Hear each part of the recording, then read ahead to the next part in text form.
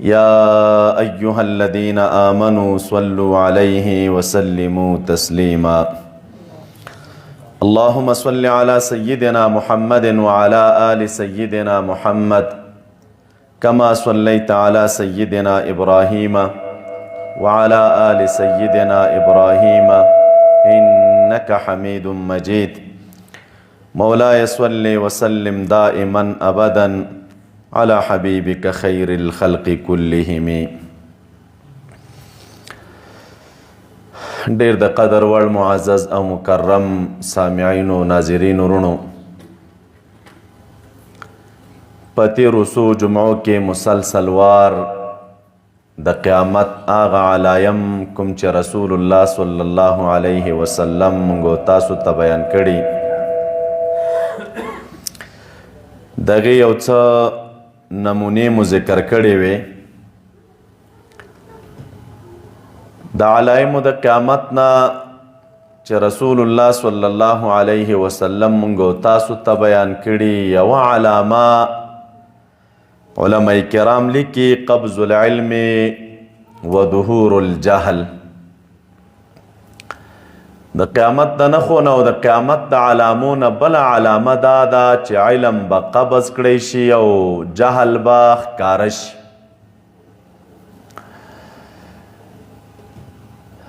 دا چې علم پورته کیږي او جهل به څرګند او ښکاره شي، امام بخاری رحمه الله په کتاب العلم باب رفع العلم کې د انس رضی الله تعالی عنه په روایت یو حدیث مبارک راخستی. نبی علیہ السلام فرمایي چې د قیامت د علامو نه یوه علامه دا ده چې علم به پورته کړی شي او جهل به د خلکو په منځ کې کلک شي او ثابت به شي. په همدغې مضمون باندې امام بخاری رحمت الله علیه یو بل روایت راخستی په کتاب الفتن کې. مبارک فرمایي شقیق وی زه د عبدالله او د ابي موسی رضی الله تعالی عنهما سره وم. دې دواړو وفرمایل چې ان بین یدی الساعه لایاما، یقینا د قیامت د راتلو نه وړاندې به څه ورځې راشي چې په دغې ورځو کې ینزل فیها الجهل، جهل او ناپوهي به د خلکو په درمیان کې راکوزه شي او رانازله به شي، او علم به په دغې دوران کې چې دی پورته کړی شي. په همدې مضمون باندې امام مسلم رحمت الله علیه هم په کتاب العلم کې او باب رفع العلم کې او روایت راخستی. هلته ورسره یو دوه شیان نور سیوا کوي. نبی علیہ السلام فرمایي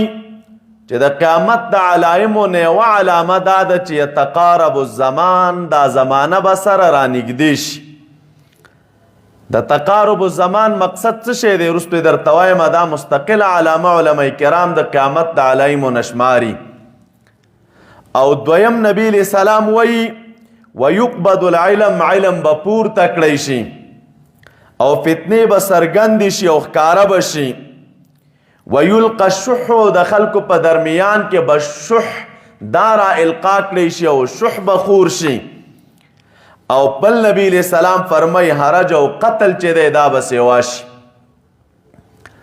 معزز سامعینو، رسول الله صلی الله علیه وسلم د علم پورته کېدل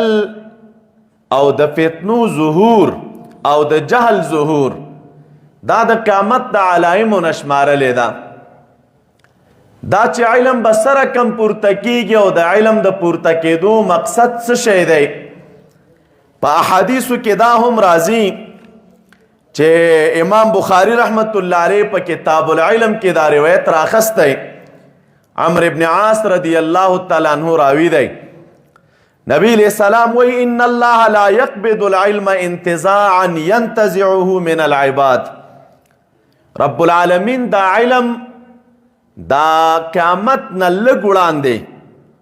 بیخي قیامت ته نږدې نه، د قیامت نه لږ وړاندې دا علم رب العالمین د خلکو د سینو نه داسې نه راخلي چې یو دم د سینو نه راواخلي او د خلکو د سینو نه علم ورک شي. دا علم الله تعالی په دې طریقه نه قبضوي. نو طریقه د قبض علم څه شی ده؟ ولکن یقبض العلم بقبض العلماء. لیکن رب العالمین به وایي دا علم قبض کوي په قبض کولو د علماو سره. وخت به راځي علماء کرام چې کوم متبحر علما دي دا به یو یو وفات کیږي، یا په خپل مرګ او یا د چا د لوري. نو چې یو جید او بهترین عالم وفات شه نو دا خزانه د علم دی د ځان سره ویسي. ورپسې بل وفات چې هغه خزانه د علم ځان سره ویسي. ورپسې بل وفات چې هغه خزانه د علم د ځان سره ویسي. او دور به داسې راشي، نبی علیہ السلام فرمای حتی اذا لم یبق عالما، داسې دوران به راشي چې د خلکو ترمنځ به عالم او پوه انسان پاتې نشي. نو چې عالم او پوه انسان پاتې نشي نو خلکو علمی احتیاج لري، علمی ضرورتونه لري. نو دوی به په دې دوران کې څه شی کوي؟ نبی علیہ السلام فرمای نو اتخذ الناس رؤوسا جهالا، خلق بخپل مشران جاهلان ټاکی، ناپوه خلق بخپل علمی مشران کی، او د دې ناپوه خلقو نه به خلق پوښتنې کوي. نو فافتوا بغیر علم، دوی به خلقو ته فتوی ورکوي بلا علمه، علم به نوي ورسره، پوهه به نوي ورسره، او خلقو ته به فتوی ورکوي. نو طبعا چې دی چا ته فتوا ورکړي خو بل سړی د خبر اوري، مني، علمي پوښتنه یې ترې کړې،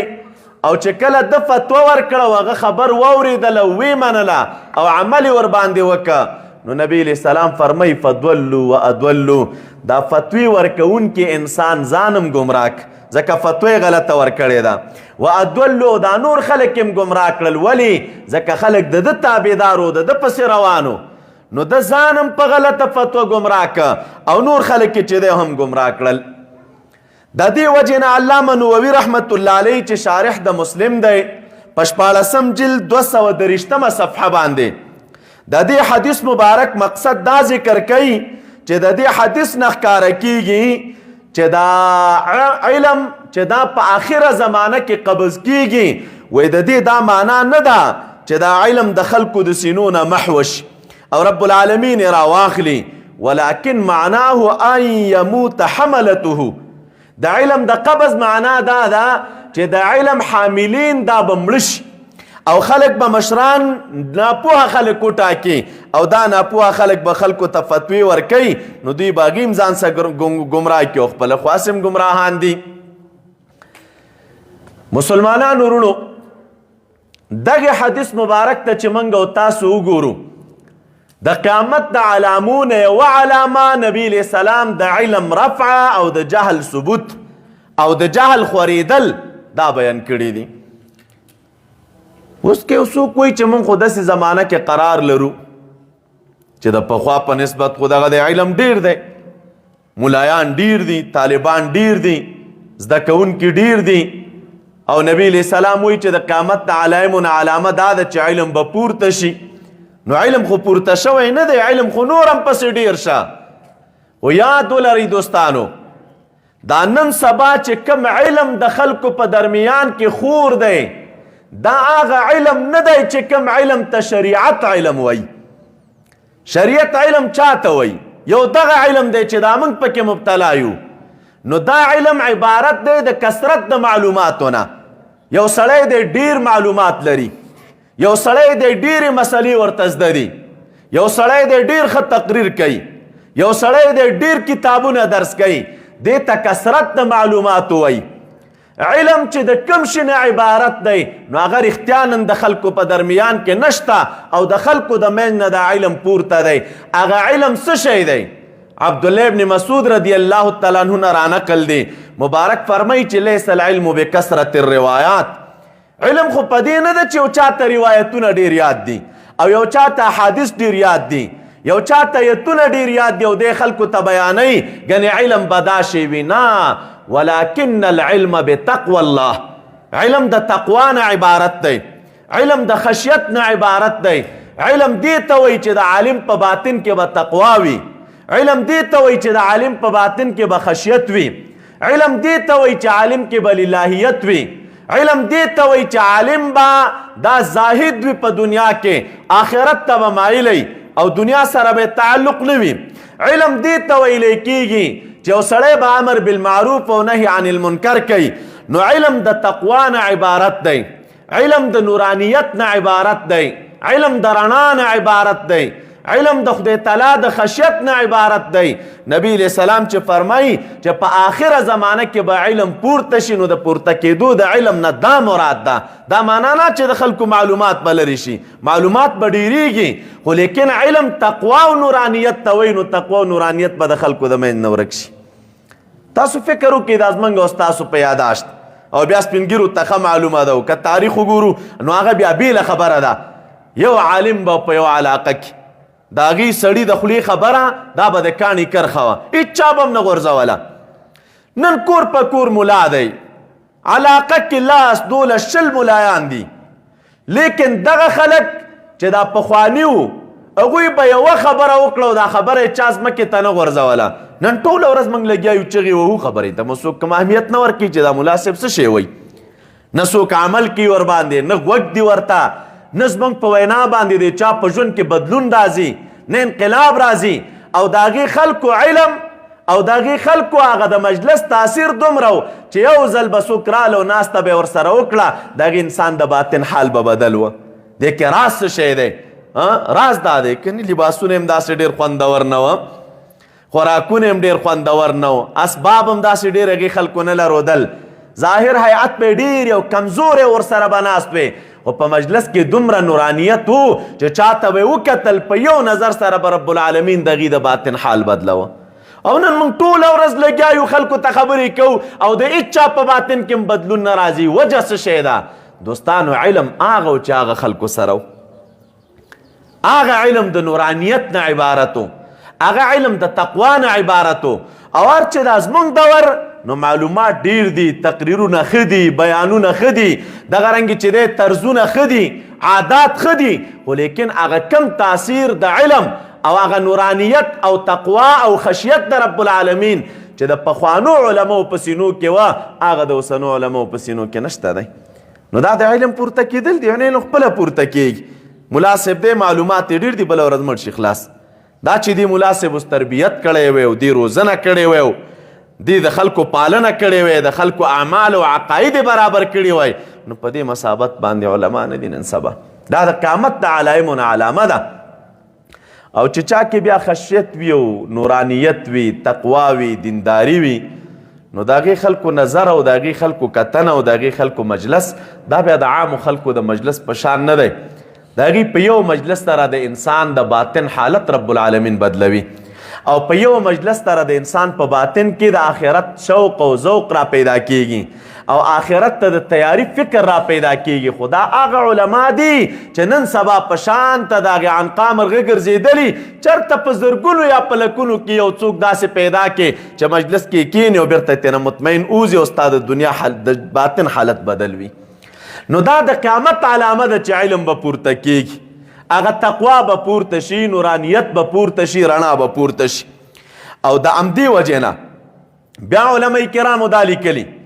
چې علم پورته کیږي. علامه نووي رحمت الله علیه وایي په دې ځای کې مراد د علم نه علم د کتاب دی، علم د سنت دی، هغه نورانیت ده، رڼا ده.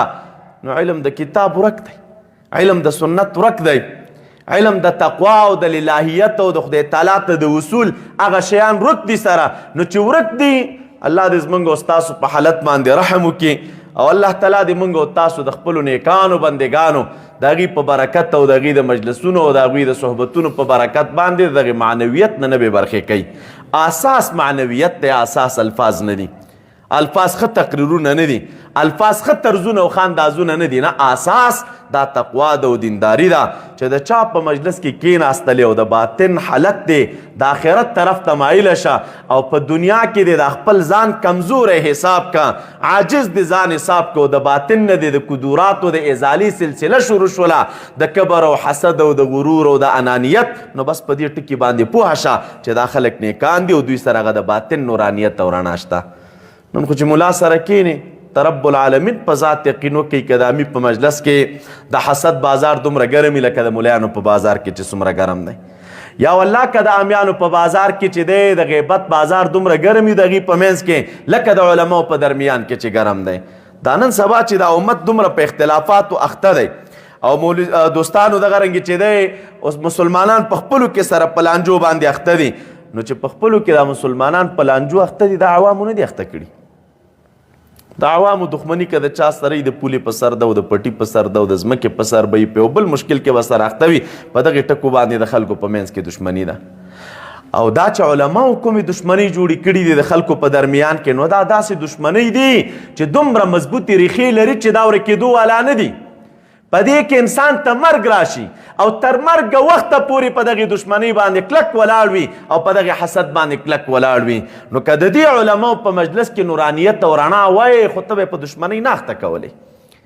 دا چې د بل مسلمان په دښمنۍ اخته کړی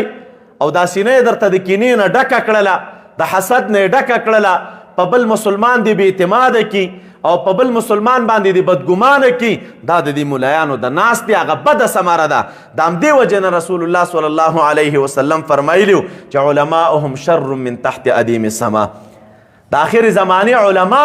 دا د اسمان د سکالي لاندې دا به بدترین خلک وي د دوی نه به فتنې وځي هم او فتنې به دوی ته واپس کېږي هم فتنې به هم دوی جوړوي او فتنې به هم دوی ختموي د میاشت په سر کې به فتنه جوړه کړي او په آخره کې به ختمه کړي د میاشت په سر کې د ورځې په سر کې به فتنه جوړه کړې وي او د ورځې په آخر کې به چې دی ختمه کړې وي نو دا وجه ده چې د دوی هغه علم چې د کوم شي نه عبارت و چې هغه تقوا او دینداري او خشیت و نو هغه په باطن کې نشته او معلومات یې ډېر دي نو د دې صاحب د انجینر حکم سره یو شی دی هغه هم ډېر ښه پوهېږي په خپل فن کې او دی هم په خپل فن کې ښه پوهېږي خو دا چې دی اوس د دې فن نه استفاده وکړي نو استفاده ګرانه ده او که نور خلک ترې علمي استفاده کوي نو کوی شي امام رباني رحمت الله علیه لیکلي وی د دغه انسان مثال په شانته د سنگ فارس ده یا په شانته د نه ده تاسو که فکر کړی یا زموږ ستاسو ځایونو کې خلک دا مثال کې لاټین پیش کوي ریکین چې ورته وایي یا پخوا به خلکو دړې سوځولې لرګي به سوځول او خلکو به ځان ته رڼا کوله نو دا غټ غټ لرګي به خلکو سوځول او هغې نه به یې ځان ته رڼا کوله نو لرګی چې به دې بل که نو رڼا خو یې ډېره وه خلکو به ترې استفاده کوله د لرګي خپل بیخ دا د دې رڼا نه محروم اریکین بلکه خلک ترې استفاده کوي رڼا ترې اخلي خو د خپل بیخ دا د دې رڼا نه بې برخې دی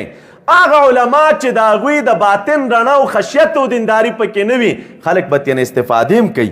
خو لیکن دا علم د دوی دپاره نو دا مفید نه دی بلکې د دوی دپاره مضر دی او احادیثو کې د دغسې علماء کرامو رسول الله صلی الله علیه وسلم چې دی بدی بیان کړي دي الله تعالی دې موږ او تاسو د نیکعمله علماو د جملې نه وګرځوي د قیامت بله علامه چې رسول الله صلی الله علیه وسلم بیان کړي علماء کرام لیکي کثرت الشهرت و اعوان الظلمه بله علامه دا ده دا شورتي او دا عسکر دا مخلوق به سره ډېر شي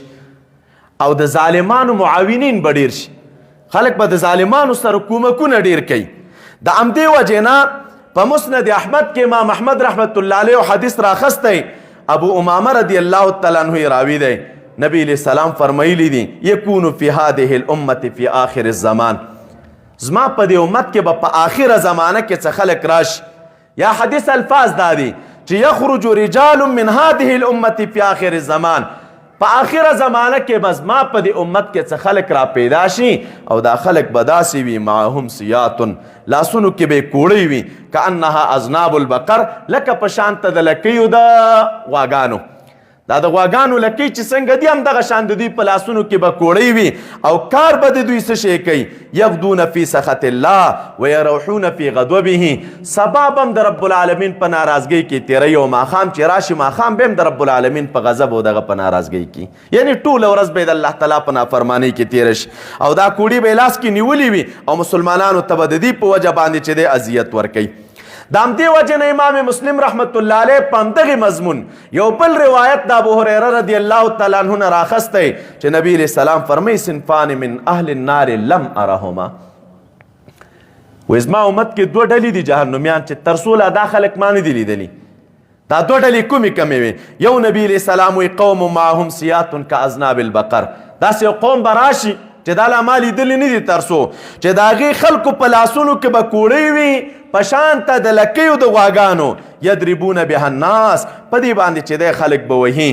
نو علامه نووي رحمت الله علیه لیکلي چې د قیامت په علایمو کې یوه علامه رسول الله صلی الله علیه وسلم دا بیان کړي چې د خلکو په لاسونو کې به کوړۍ وي او خلک به وهي ورباندې او تکلیفونه به رسوي ورباندې. اوس الحمدلله زموږ او ستاسو د خپل وطن کې اوس خو اسلامي نظام دی، شرعي نظام دی. دې نه وړاندې تاسو وګورئ یا د هغې نه پسې وړاندې تاریخ تاسو وګورئ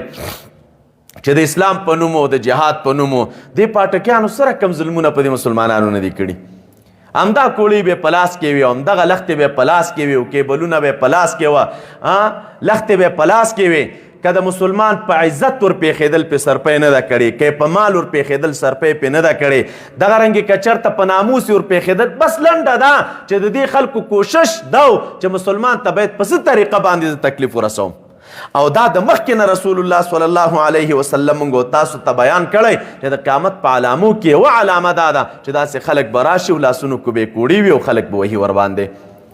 بله علامه رسول الله صلی الله علیه وسلم د قیامت د علایمو نه یوه علامه چې دی دا بیان کړې ده، دا عجیبه ده. الله تعالی دې موږ او تاسو وساتي او رب العالمین دې موږ او تاسو محفوظ کړي. بله علامه د قیامت نبی علیه السلام انتشار الزنا، بدعملۍ او زناګانې او فحشا بحیا کارونه دا به د خلکو په درمیان کې خواره شي، خواره به شي. داسې یو دوران داسې دی چې خلک به د دغې کړنو نه کرکه کوي، نفرت به کوي. او د قیامت په علامو کې علامه دا ده چې دا به د خلکو په درمیان کې سره خواره شي. رسول الله صلی الله علیه وسلم فرمایي، امام حاکم مستدرک کې دا حدیث راخستی، سیأتی علی الناس سنوات خداعات، اوږد حدیث دی. وایي زر دی چې په خلکو باندې به داسې کلونه راشي چې د دوکې والا کلونه به وي. او په دغې کلونو کې نبي علیه السلام وایي وتشع فیها الفاحشه، فاحشه به چې دی په دې کې عامه شي، بدفعلي به په دې وخت کې عامه شي، د خلکو په درمیان کې به سره بدفعلي ډېرې وي. او د همدې وجې نه ابو هریره رضی الله عنه یو حدیث راخستی، مسند ابي اعلی د حدیثو کتاب دی. په هغې کتاب کې رسول الله صلی الله علیه وسلم فرمایي والذي نفسي بيده، محبوب قسم ذکر کوي، په هغې ذات مې د قسم وي چې د کم ذات په ید کې زما سا ده، لا تفني هذه الامه،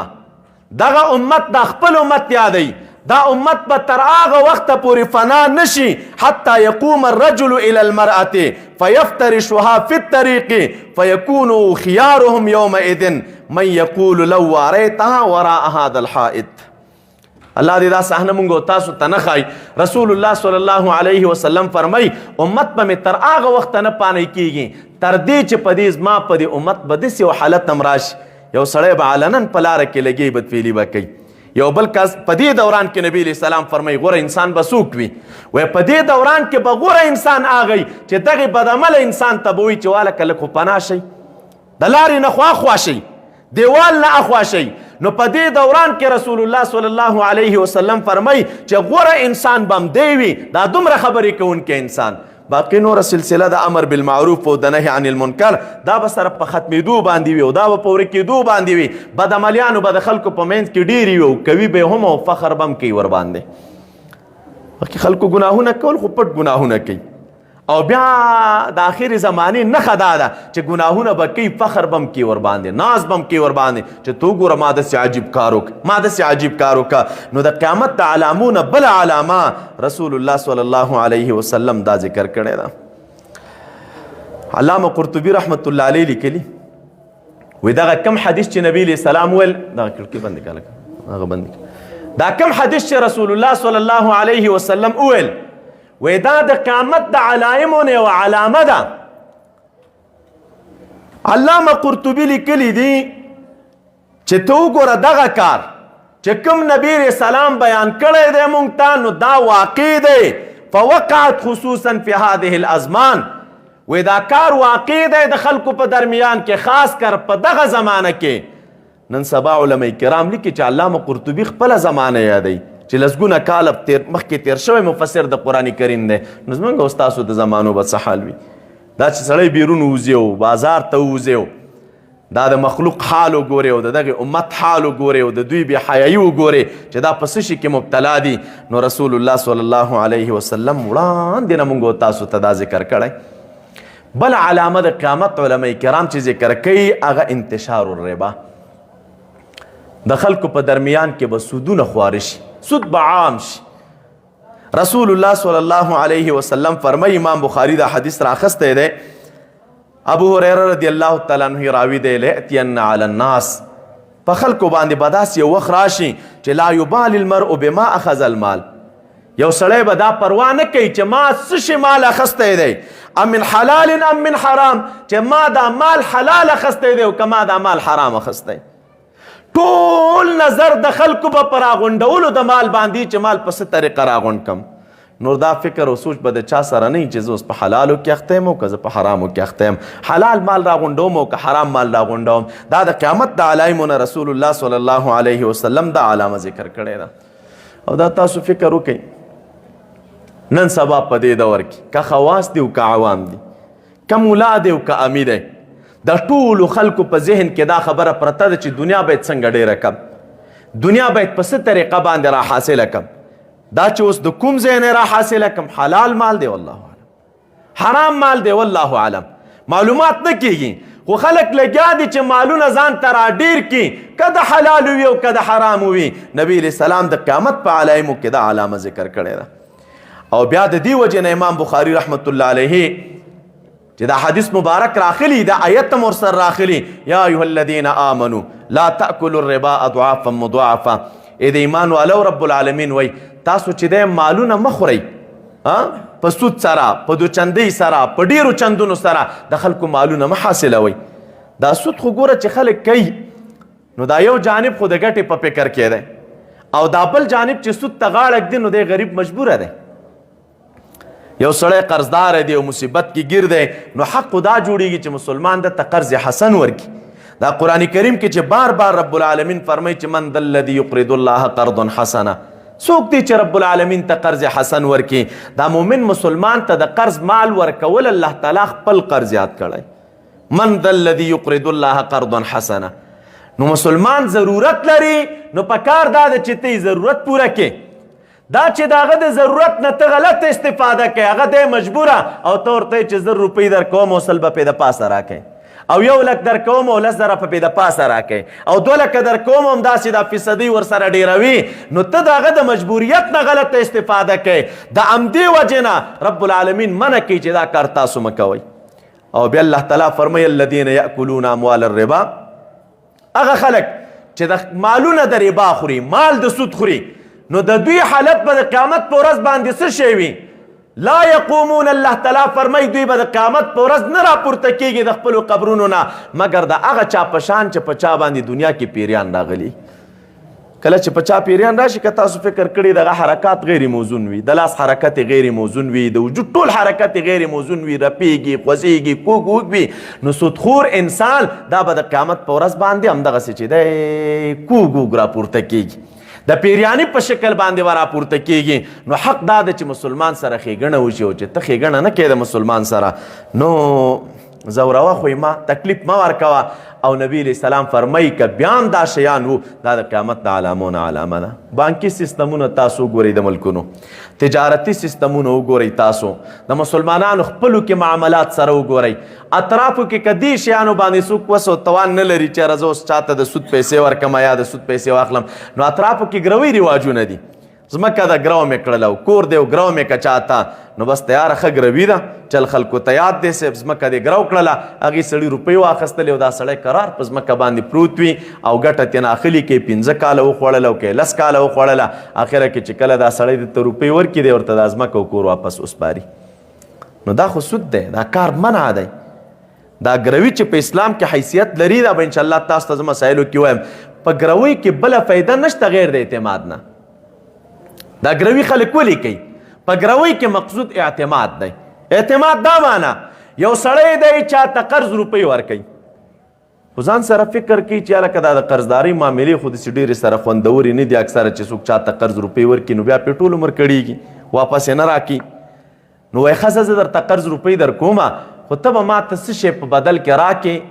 یو شی را سره ګرو کا، یو شی را سره ګاڼه کا، چې کله تا ما ته بیرته روپۍ راکړلې زه به تا ته هغه خپل شی واپس درکم. موټر را سره خپل بیرته واخلې، نو دا کار چې دا قرض ورکوونکی د دغه انسان نه دا ځمکه اخلي یا ترېنه موټر اخلي، په دې کې مقصود صرف او صرف اعتماد دی چې دا زما او د ده په منځ کې کال نیټه ده، که دا نیټه تېره شوله او دا سړی چېرته وتښتېده، دا نیټه تېره شوله او دې سړي ما ته روپۍ رانه کړلې، نو زه به څه کوم؟ نو لکه مال یې هسې تیار را سره دی، د دې مال نه به استفاده خپل حق وکړم که نه، خپل حق به ترېنه واخلم، باقي به ورته یم چې دا مال دی ته واخله. په ګروي کې دغه شی مقصود دی بس. او دا چا چې کوم شی مال او ځمکه ګرو کړې ده، نو په هغه باندې دا ګروي باعث د دې کېږي چې هلکه ځمکه دې ګرو ده، راځه په دې قرض کې سستي مه کوه، زر زر روپۍ را پیدا کړه چې زه دې سړي ته ورکړم چې خپله ځمکه ترې راخلاصه کړم، خپل موټر ته نه راولم. نو د دم پکې ګټه ده چې دی به تاواني نشي، خامخا هغه سړی وتښتېده یا کوم بل مشکل پیښ شه، نو د مال به نه ضایع کېږي، مال خپل به د دې نه را حاصل کړي. او هغې سړي لرم ګټه په دې کې ده چې هغه سره به یو سوچ و فکر وي چې ځمکه دې ګرو کړې ده، راځه ته دا پیسې زر زر ورکړه چې خپله ځمکه خلاصه کړې. نو ګروۍ کې مقصود دغه شی دی. او زمونږ او ستاسو د وطنونو ګروي، نو دې کې خو اعتماد نشته، غلا څه کې ځمکه دې ورکړه، که یې 10 کاله دې روپۍ نه وي ورکړې 10 کاله یې خوري، او که دې 20 کاله روپۍ نه وي ورکړې 20 کاله یې خوري. نو دا 10 کاله او 20 کاله چې دوی ستا روپۍ وخوري، 20 کاله بعد دې بیرته روپۍ ورکړې ځمکه دې واخله. نو دې سړي ستا د دغې 10,000 روپو په بدل کې چې تا ته یې درکړې وي، یا د 1,00,000 روپو په بدل کې چې تا ته درکړې وي، دې سړي د هغې ځمکې نه 2 لکه او 3 لکه او 10 لکه ګټه اخیستي، خپلې پیسې ملته سره روغې رمټې پرتې وي. نو بیا ځینې ځایونو کې داسې مې ملا اورېدلي دي چې په ځینو ځایونو کې ځینې خلک د ملا د لباس لاندې او د ملا د عنوان لاندې دغې شي ته هم د جواز لاره جوړوي، نومونه ورته بدل را بدل کي، کله وایي دا فلانۍ بیعه ده او کله وایي دا فلانۍ بیعه ده او کله وایي دا فلانۍ بیعه ده، یوه لاره ورته را برابره کړي. نه دوستانو، دا ناروا ده. سود او د سود مال خوړل دا زمونږ او ستاسو په شریعت کې حق نه لري. دا شریعت دا زمونږ او ستاسو چوکاټ داسې برابر کړی، په کار ده چې مسلمانان خپلو کې سره ایثار ولري، مسلمان خپلو کې یو بل سره محبت ولري، مسلمان باید د یو بل ضرورتونه پوره کړي، مسلمان باید په سختۍ کې یو بل ته چې دی رسیدګي وکړي. او د دې دپاره شریعت وایي چې یو په سختۍ کې اخته و نو ته لاس ورکړه، همکاري ورسره وکړه. داسې کار مه کوه چې هغه په سختۍ کې مبتلا دی، ورکې ورته 1 لکه وغواړي ته 2 لکه، بیا ورکې ورته 2 لکه وغواړي ته نه 10 لکه. دا د مسلمان سره احسان نه دی. د مسلمانانو په اذیت او د مسلمانانو په تکلیف باندې رب العالمین ناراضه کیږي او خفه کیږي ورباندې. د قیامت ته علامونه، بل علامه چې رسول الله صلی الله علیه وسلم ذکر کړي، ظهور المعازف و استحلالها. داسې دور به راشي چې دا خلک به ټنګ ټکور، ساز و سرود او د هغې میلې دا به د خلکو په درمیان کې ښکاره وي، او دغه ساز او ټنګ او ټکور دا به خلک حلال ګڼي، لا د ګناه په نظر به هم ورته نه ګوري. نو دې ساز او سرود ته چې خلک حلال ګوري او د خلکو په درمیان کې عام شي، دا نبی علیه السلام د قیامت د علایمو نه یوه علامه بیان کړې ده، او ډېر د سخت د وعید په انداز کې. سهل ابن سعد رضی الله عنه د حدیث راوي دی، په سنن ابن ماجه کې دا روایت دی محدث راخسته. نبی علیہ السلام فرمائی سیکونو فی آخر الزمان، آخر زمانه کې به خسف راشي، قذف براشي او مسخ براشي. 3 بدلی رب العالمین ذکر کوي. خسف براشي، یو ناڅاپه به خلک په مځکه ننوځي، ځمکه به بیله شي او خلک به لاړ شي، کلي به غرق شي، انسانان به په مځکه کې ننوځي، کورونه به په مځکه کې ننوځي. یا به قذف راشي، باران د تیګو، باران د کاڼو به راشي، عذابونه به د بره نه راورېږي. 2 او یا نبی علیه السلام فرمایي مسخه به راشي. مسخه دا معنا د خلکو شکلونه به بدل شي، یا لکه یې انسان یو ناڅاپه به د شکل بدل شي او بل حیوان به درنه جوړ شي، بل شی به درنه جوړ شي. نو نبی علیه السلام فرمایلي چې دا به په آخره زمانه کې راځي. خو دا کوم دور دی؟ قیل ومتا ذلک یا رسول الله، د الله نبي دا به کله راځي چې خلک به مسخه کېږي، خلک به په ځمکه ننوځي، دغه رنګې چې دی بارانونه د تیږو به ورېږي. نبی علیه السلام وفرمیل اذا ظهرت المعازف والقینات، کله چې د خلکو په درمیان کې دا سندرې او ټنګ او ټکور او دمبورې او لوبې، دا سرودونه،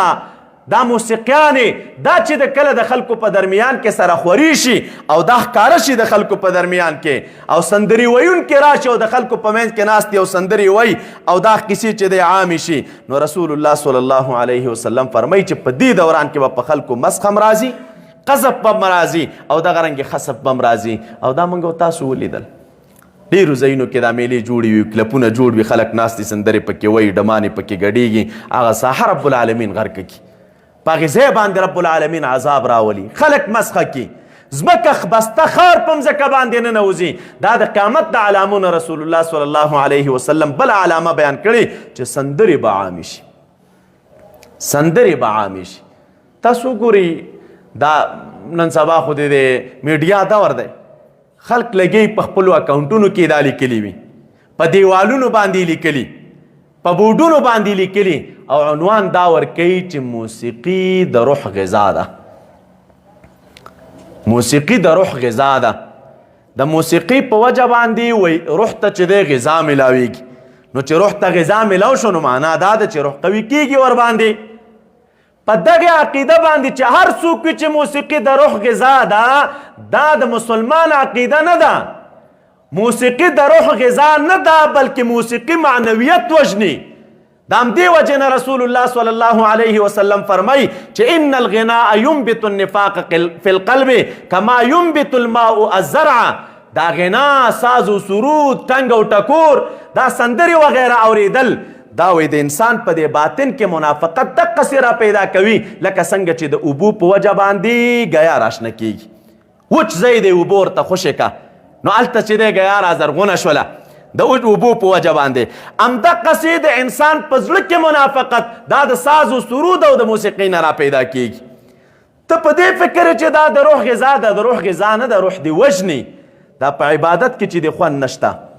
هیڅ خوند ترې نه اخلي بوج دی در باندې مونځ کې د خوند نشته روژه کې د خوند نشته نیکو اعمالو کې د خوند نشته زړه دې مړ دی د الله تعالی ذکر پکې نشته ګناهونو طرف ته مایل یې هغه درته خوند درکوي او د الله تعالی عبادت او ذکر او بندګي در باندې بوج ده نو بوج ولې ده خو دا که تا د خپل روح نه وی وژلی او ستا په دې باطن کې نفاق نه وی رازرغون تا به خوند الله تعالی په عبادت او په بندګۍ اخسته دا چې د الله تعالی په بندګۍ خوند نه اخلي او په غلطو کارونو باندې خوند اخلي په باطن کې معنویت نشته دا معنویت د منځه لاړ دی نو پخوا خو لا ښه وه تنها د عوام به ناستو ټنګ و ټکور او تبلیغ دا شیان میان به یې راغونډ کړي اوس یې به دا به یې وهل اوس لګیا دي ملایان لګیا دي په دې مرض اخته دي او د ثواب د عنوان لاندې دا کار کوي څوک ورته یو نوم دی صاحب څوک ورته بل نوم دی څوک ورته بل نوم دی څوک ورته بل نوم دی چا ورته د بنډار نوم یې صاحبه څوک ورته چې دی د صوفیو د عنوان لاندې هغوی ورته خپل نوم ورکوي وایي ته وګوره د سما دپاره چې دی شرایط دي او پخوا ائمه کرامو چې دی سما کړې ده او بعضې حالتونه یې ورته ذکر کړي دي نو صاحبه فساق و فجار راجمئ چرسونه پکې بادیږي د صوفیت د عنوان لاندې د طریقت د عنوان لاندې او د ملا صاحب او د پیر او د تقوادار د عنوان لاندې خلک لګیایي ساز و سرود او ټنګ ټکور کوي او بیرته ثواب یې ګڼي وایي دا زموږ په طریقه کې شته وایي سما چې دی دا زموږ په طریقه کې شته دی نو اول خدا پیژندل پکار دي چې سما وایي چاته او بیا د هغې شروط کم دي او بیا چې په طریقه کې شته دی نو د دې څه معنا ده د هغې دپاره علماو خپل شروط ذکر کړي خو دا نن سبا چې کوم شی د سما د عنوان تر لاندې د ملا او د پیر صاحب او د صوفي په مجلس کې ترسره کیږي دا سراسر د شریعت خلاف ده زمونږ په طریقه کې وایي دا شی شته نو په طریقه څه معنا طریقه د شریعت نه کم بیل شی دی که شریعت یو شی وایي او طریقه بل شی وایي د شریعت یوه تقاضا ده او د طریقت بله تقاضا ده نه یاد ولرئ دوستانو دا اصل ځان سره یاد کوي د طریقت په نوم د پیرۍ په نوم د تصوف په نوم چې هر هغه کار تر سره کېده او هغه د شریعت سره موافق نه وه هغه کار به هېڅکله هم قبول نه وي زموږ د علماو د مشایخو رایه دا ده چې کل طریقة ردها الشریعه فهي زندقة هر هغه طریقت هر هغه لاره چې هغه شریعت رد کوي د طریقت د عنوان تر لاندې داسې یو کار څوک ترسره کوي چې هغه شریعت رد کوي او شریعت هغه ته ناروا وایي او خلکو ورته نوم د طریقت ایښی دی نو کوم یو کار چې د طریقت د نوم لاندې ترسره کیږي او شریعت هغې لره رد کوي نو دا کار طریقت نه دی بلکې دا زندقت دی او دا ګمراهي ده طریقت خو بل شی نه دی طریقت نوم دی په شریعت باندې د عمل کولو طریقت څه معنی څنګه باید په شریعت عمل وکم څنګه باید د شریعت احکام په ځان کې عملي کم څنګه باید یو متبع سنت انسان جوړ شم څنګه باید د شریعت پابند انسان جوړ شم د طریقت دا معنا ده خلک د صوفیه کرامو مجلسونو ته دې لپاره ورځي چې دا په شریعت باندې عمل کول راته په څه طریقه آسان شي مو چې ته ورځې د صوفي مجلس ته د دې دپاره چې په شریعت راته عمل آسان شي او هلته داسې کارونه ترسره کېږي چې د شریعت خلاف دي او شریعت ورسره ټکر دی، نو دې شي ته طریقت نه ویلی کېږي، دا زندقت دی او دا ګمراهي ده. هغه طریقت، هغه تصوف او هغه خلکو میشن دا به عند الله قبول وي چې د چا عمل او د چا دا لاره او د چا اصول موافق د شریعت وه. که چېرته د طریقت د عنوان لاندې یو کار ترسره کېده او د شریعت موافق نه و، دې ته هېڅ حیثیت په شریعت کې نشته، په دیوالې وولئ او په دې باندې خلک مه بدناموئ، په دې باندې حقیقي صوفیه کرام مه بدناموئ. دا هر چا دغې خود ساخته عمل دی. تصوف د عمل بالشریعت نوم دی. نو د دې وجې نه رسول الله صلی الله علیه وسلم د قیامت د علامو یو علامه دا ذکر کړې. بله علامه اتلسمه چې نبي علیه السلام د قیامت ذکر کړې ده، کثرت شرب الخمر و استحلالها. نبی علیه السلام وایي د شراب خوري به ډېره شي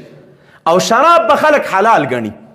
د قیامت علامو کې یوه علامه دا ده چې شراب خوري به ډېره شي او شراب به خلک حلال ګڼي. د همدې وجې نه یو حدیث مبارک کې راځي، امام احمد رحمت الله علیه راخست،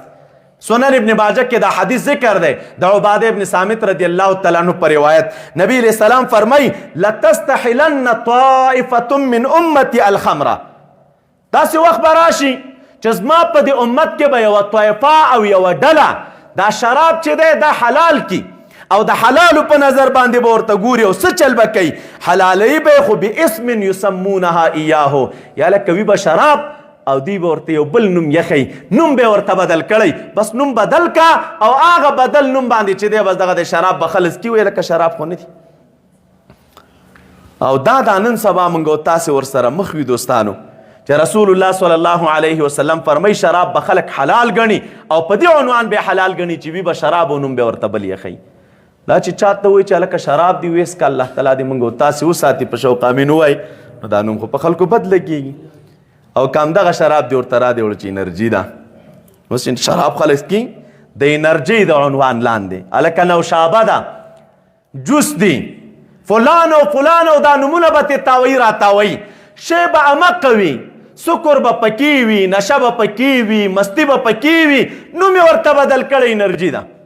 نوم یې ورته بدل کړی بل شی دی، شراب نوم ورته نه یادوي. دا د قیامت د علایمو نه رسول الله صلی الله علیه وسلم یو علامه ښودلې. او شراب هغه بدترین څښاک دی په دنیا کې چې چا اوس کله الله تعالی دې موږ او تاسو وساتي په جنت کې چې الله تعالی کوم شراب مؤمنانو ته تیار کړي دغه انسان به د جنت د شرابو نه محروم وي.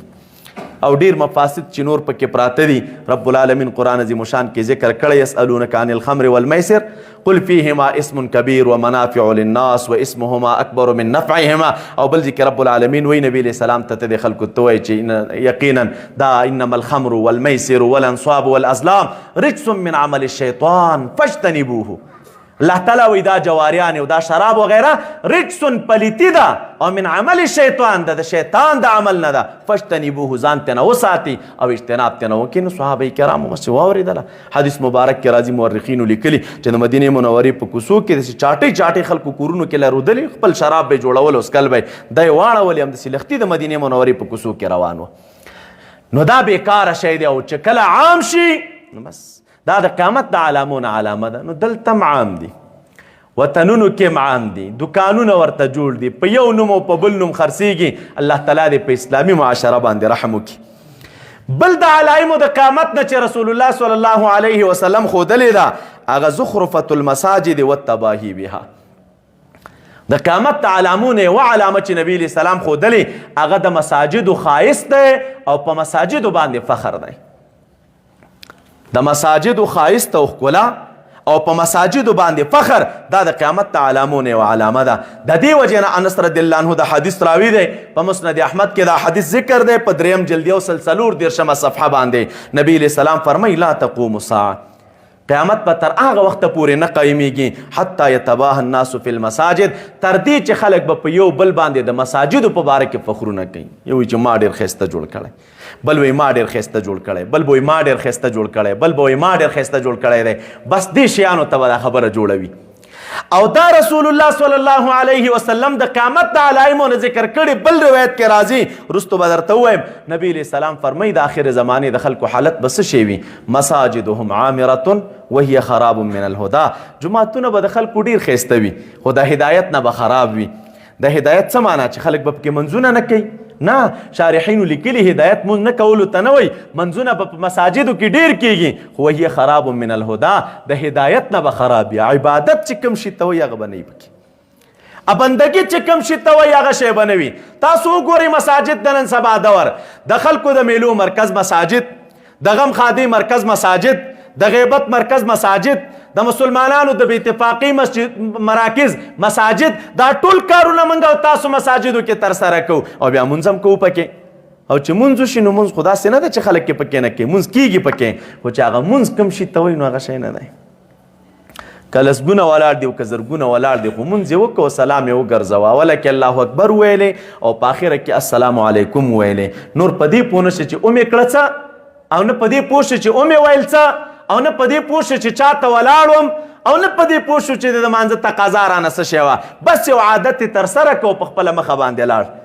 نو د دې وجې نه نبي علیه السلام فرمایي چې مساجدهم عامرة وهي خراب من الهدى د آخرې زمانې د خلکو جوماتونه به ډېر ښایسته وي خو لیکن د رب العالمین د عبادت او د الله تعالی د بندګۍ نه چې دی دا به خراب وي بله علامه چې نبي علیه السلام د قیامت ذکر کړې ده التطاول فی البنیان په کورونو کې د یو بل سره تطاول اوږدوالی هم د قیامت علامه ده د همدې وجې نه حدیث مبارک کې راځي جبریل علیه السلام چې کله د نبی علیه السلام مجلس ته راغی امام بخاري او نورو عمدو محدثینو دا روایت راخستی څلور پوښتنې د نبی علیه السلام نه وکړې مل ایمانو مل اسلامو مل احسانو او آخرنۍ پوښتنه دا وه چې مته الساعه قیامت به کله وي نبی علیه السلام ورته ویل چې ماته د قیامت علم نشته څنګه چې ته نه یاږه زه هم پې نه یم آګه ښه نو بیا ورته وي فاخبرني عن اماراتها د قیامت د علامو نه مې خبر کا نبی علیه السلام دو علامې د قیامت ورته ذکر کوي یوه علامه دا ده ان تلد الامة ربتها اما به خپله مولایڼه وزیږئ ښځه به خپله مولایڼه وزیږئ د دې شارحینو تقریبا 5-6 لا ډېر مقاصد ذکر کړي خو یو مقصد پکې دا دی و یوه ښځه به خپله باداره وزیږئ څه معنا وی په اولاد کې به د مور و پلار نافرماني ډېره شي د اولاد به مور و پلار ته داسې لکه دی چې مولا دی او هغه غلام دی او دا دغه دور دی تاسو وګورئ د مور و پلار اطاعت د هغې خبره منل د هغې تابعداري د هغې احترام د هغې قدر دا ورک دی د معاشرې نه زوی پلار دی او پلار زوی دی لور مور ده او مور لور ده د همدې وجې نه نبي علیه السلام یوه علامه دا بیان کړې چې په اولاد کې به د مور و پلار حقوق او نافرماني ډېره شي او بل علامه رسول الله صلی الله علیه وسلم دا بیانوي چې د قیامت د علامو نه بل علامه دا ده وان ترى الحفاة العرات ته به وینې هغه خلک چې پیلوچو هغه خلک چې بربنډو لباس یې په تن نه څه پیدا کول نه چې اغوستي وی پیزار یې نه پیدا کو چې پخو کړی وی رعاء الشای په دشتو کې به سرېدل او مالونه به یې پیول دی روزګارو دوی بس چل کوي یتطاولون فی البنیان دا به د یو بل سره په دې آبادیو کې تطاول اوږدوالی کوي دا معنا که چېرته یو سړي مثلا نیم جریب اویلی را جوړه کړې دا بل بوی زه خو د ده نه څه کم نه یم هغه پهلوچه خلک به رالګېږي د یو بل په ضد باندې به اوږدې آبادیانې جوړوي دی وایي زه یو جریب جوړوم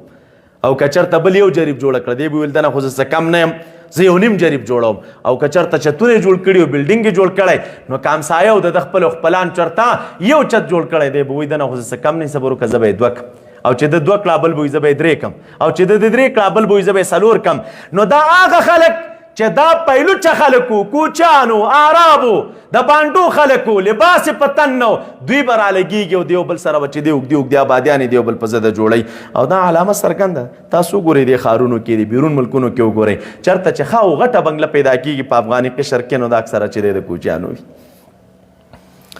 او بیا چې وګورئ څنګه سره دا د یو بل په ضد چې دوی آبادیانې کړي وي دا غټې غټې آبادۍ جوړې کړي وي د یو بل په ضد باندې دا اوږدې حویلۍ جوړې کړي وي دا د قیامت د علامو نه رسول الله صلی الله علیه وسلم علامه بیان کړې بله علامه چې نبی علیه السلام د قیامت د علایمو نه بیان کړې د هغه کثرت القتل نبی علیه السلام وایي قتل به ډېر شي څه معنا یو حدیث مبارک کې راځي امام مسلم رحمت الله علیه په کتاب الفتن و اشراط الساعه یہ کہ راخستے ابو ہریرہ رضی اللہ عنہ فرما دے راوی دے لا تقوم الساعه قیامت بنه قایمیږي تر هغه وخته پورې حتی یکثر الحرج چې تر څو پورې د خلکو په درمیان کې حرج نه ډېر شوی صحابه کرام عرض کی د الله نبی هر چاته وی نبی علیہ السلام ورته فرمای القتل ای صحابه کرام هر قتل ته وی چې تر څو پورې د خلکو په منځ کې قتل ډیر شوی نه وي نو قیامت تر هغې وخته پورې چې دی دا نه قایمیږي او دا قتل به په څه طریقه باندې ډیریږي د همدې وجې نه رسول الله صلی الله علیه وسلم فرمای او دا حدیث چې دی امام مسلم په کتاب الفتن کې راخستی وایي قیامت تر هغه وخته پورې نه برپا کیږي حتی یأتی علی الناس یوم تر دې چې په خلکو داسې یوه ورځ راشي او په دغه ورځ کې لا یدري القاتل فیما قتله قاتل به په دې نه پوهېږي چې دا ما قتل د څه شي په باره کې وکړه او مقتول به په دې نه پوهېږي چې زه د څه شي په باره کې ووژلی شم قاتل ته به د خپل قتل سبب نه معلوم مقتول ته به د خپل د وژل کېدو سبب نه معلوم نو فقیل کیف یکون ذالک د الله نبی نو دا حالت به څنګه راځي چې قاتل به دې نه خبر چې زه قتل ولې کوم مقتول به دې نه خبر چې زه ولې وژلی کېږم نبی علیه السلام ورته وایي الحرج القاتل والمقتول فی النار بس دا د قیامت علامه د قتلونه به سره ډیر شي او په دې دوران کې به قاتل او مقتول دواړه په جهنم کې پراته وي دا چې چا قتل کړی دی به هم په جهنم کې وي چې څوک وژلی شوی دی به هم په جهنم کې وي دواړه به په جهنم کې وي اوس ته به وایي چې دی خو جهنم ته ځکه روان دی چې ده خو قتل کړی ښه نو دا بل جهنم ته ولې ځي دی خو مقتول دی نو احادیثو کې بیا راځي مقتول به جهنم ته ځکه روان وي چې دې مقتول د دې سړي د قتل اراده لرو ده دی په دې فکر و چې صبر وکړه دی به زه څنګه ور وړاندې شم دی به په څه طریقه زه قتل کم خو ده ته زمینه او فرصت برابر نشه دا بل پرې راوړاندې شه دی قتل کا نو دی به هم جهنم ته روان وي او دا بل به هم جهنم ته روان وي او دا د قیامت د علامونه علامه د رب العالمین دی موږ او تاسو ته امان راکړي تاسو دا خپل حال ته وګورئ بیا خاص کر په د افغاني معاشره کې څومره قتلونه وشو هېڅ سور نه دی معلوم ولې قتل کوم اول په دې نه دی پوه چې ولې وژلی کېږم یو په دې نه دی اګاه چې قتل ولې کوم بل په دې نه دی پوه چې وژلی کېږم ولې او دا قتلونه دي همدغسې سره روانو اوس خو سلسله بنده د رب العالمین دی همیشه دپاره مستدامه ولري دا بدرنګۍ د الله تعالی دوباره موږ تاسو ته نه ښایي چې د یو مؤمن مسلمان د کور مخې ته ډېر د درد ځای وه ډېر د درد ځای داسې صحنې مو هم لیدلي دي او تېرې دي د کور مخې ته 2 جنازې ایښې وې د یو پلار د کور په دروازه کې به 2 جنازې وې په یوې به یو قسمه بیرغ ولاړو په بلې به بل بیرغ ولاړو د یو ته به هم پلار جړلی او د بل ته به هم پلار جړلی دواړو ته به یې جړل د یو پلار اولاده به وه او د یو مور اولاده به وه دا بدرنګۍ مونږ او تاسو په دې وطن کې زرګونه ولیدلې و چې نن الله تعالی د یو عظیم نعمت د امن نه په برخه کړي یاستو چې د قتل سلسلې بندې دي او د دغې عنوان لاندې نور قتلونه موجود نه دي الله تعالی دې دا سلسله مستدامه ولري دا تکرار د رب العالمین بیا نه تکراری په دې پاک سرزمین باندې خو بیا هم چې تکراریږي نو دا د قیامت د علایمو یوه علامه ده چې رسول الله صلی الله علیه وسلم موږ تاسو ته بیان کړې ده بله د قیامت د علامو نه چې علامه نبي علیه السلام موږ تاسو ته بیان کړي دوستانو هغه تقارب الزمان دی تقارب الزمان چې چاته ویلی کېږي دا وخت رانږدې کېدل وخت رانږدې کېدل وخت به سره نږدې شي نبي علیه السلام فرمایلی دي حدیث مسند احمد کې امام احمد رحمت الله علیه راخسته وی قیامت تر هغه وخت نه قایمیږي حتی یتقارب الزمان نو فتکون سنتو کالشهر دا کال به داسې شي لکه میاش کال به میاش به د جمعې په شان شي جمعه به په شان د یوې ورځ شي او ورځ به شي په شان ته د یو ساعت او دا یو ساعت هم رسول الله صلی الله علیه وسلم فرمایي چې دا به سره ډیر ادنا وي او ډیر کمزورې به وي ډیر ادنا به ښکاره کېږي د یو ساعت د دې علما کرامو مقاصد ذکر کړي د دغې حدیث چې دا زمانه به سره رانږدې شي د دې نزدېکت مقصد څه شی دی یو مقصد علما دا ذکر کوي چې برکت به لاړ شي زمانه به رانږدې شي دا معنی چې د خلکو د مین نه به سره برکت لاړ شي د وخت نه به برکت لاړ شي وخت همغه دی مخکې هم 4 ساعته اوس هم 4 ساعته دي خو مخکې په دې 4 ساعتونو کې ډېر کار کېده اوس په دې 4 ساعتونو کې شی هم نه کېږي هغه کار چې مخکې تا په 4 ساعته کې کو اوس 4 ساعته کې کوي پخوا به دې په لږه موده کې کو مثلا ګنټه کې به دې کو نیمه ګنټه کې به دې کو اوس د هغې ګنټې او د نیمې ګنټې کار چې دی ته په 4 ساعته کې نشې کولی نو دا معنا چې د دې زمانې نه به برکت لاړ شي دویم قول علما کرامو دا ذکر کړی وی نه د برکت مسله نه ده مسله دا ده چې دا زمانه به سر رانږدې شي وی دا به وروستو د امام مهدي صاحب په دور کې راځي او د امام مهدي صاحب په دور کې به داسې راځي چې کله دی مبارک راشي نو برکتونه به ډیر شي، نعمتونه به ډیر شي، خوشحالیانې به ډیرې شي، سکون او اطمینان به ډیر شي، او چې یو سړی همیشه په سکون او په اطمینان کې مبتلا وي خو دا وخت پې زر تېرېږي. نو یو سړی په تکلیفونو کې په مشقت کې خو وخت پې بوج وي، او چې ته همیشه په راحت کې همیشه په سکون کې او په اطمینان کې وخت زر تېرېږي. څوک وایي هغه دوران تېنه مراد دی چې دا به د امام مهدي صاحب په دور کې دا راځي. او ځینې علماء کرام وایي معنا تېنه دا ده چې تقارب د زمان مقصد دا دی، د زماني د نزدېکت مقصد دا دی چې تقارب د احوالو د اهل براشي فی قلت الدین، د دین په کموالي کې تر دې چې داسې وخت براشي چې څوک به نه څوک به پیدا نه کړي چې هغه امر بالمعروف وکړي، نهي عن المنکر وکړي، چاته د ښو خبره وکړي، څوک د بدو نه منع کړي، ځکه فسق به زیات شي، فساق به ډیر شي، علم به د خلکو د منځ نه لاړ شي، لکه څنګه چې مو مخکې ویلې. نو په دغې اساس باندې هغه د زماني حالت کې به قلت راشي. او ځینې علما وایي چې نه حدیث په خپل ظاهر حمل دی. تاسو ګورئ د قصر الزمان و سرعته، دا زمانه به رالنډه شي او زمانه به زر تېرېږي، په همدغه حقیقت باندې حمل ده. وایي دا کار تر سره کېږي په آخره زمانه کې، او دا موږ او تاسې مخکې ورسره کال تېر شه نو ته فکر کوې چې زه را روان کال خو ډېر اوږده موده ده، ډېر څه به پکې وکړم، بس خبر نه دویم کال هم پسې تېر وي، وایي زه د بل کال کې به یو څه وکړم، پسې تېر خبر نه هغه هم پسې تېر وي. نو دا د قیامت په علامو کې رسول الله صلی الله علیه وسلم بل علامه ذکر کړی. نو په دغه اساس او بنیاد باندې دوستانو دا د قیامت علایم دي، هغه واړه علایم چې رسول الله صلی الله علیه وسلم موږ ته بیان کړي. څه علایم واړه نور هم شته، انشاءالله هغه به په نورو خطبو کې درته بیان کړم. او بیا څه نور علایم نبی علیه السلام د قیامت بیان کړي چې هغې ته لوی علایم ویلی کېږي، غټ علایم، هغه به انشاءالله را روانو خطبو کې ذکر کوو. السلام علیکم ورحمة الله وبرکاته. عسیتم ان تولیتم ان تفسدوا فی الارض وتقطعوا ارحامکم. صدق الله خالقنا العظيم. إن الله وملائكته يصلون على النبي يا أيها الذين آمنوا صلوا عليه وسلموا تسليما.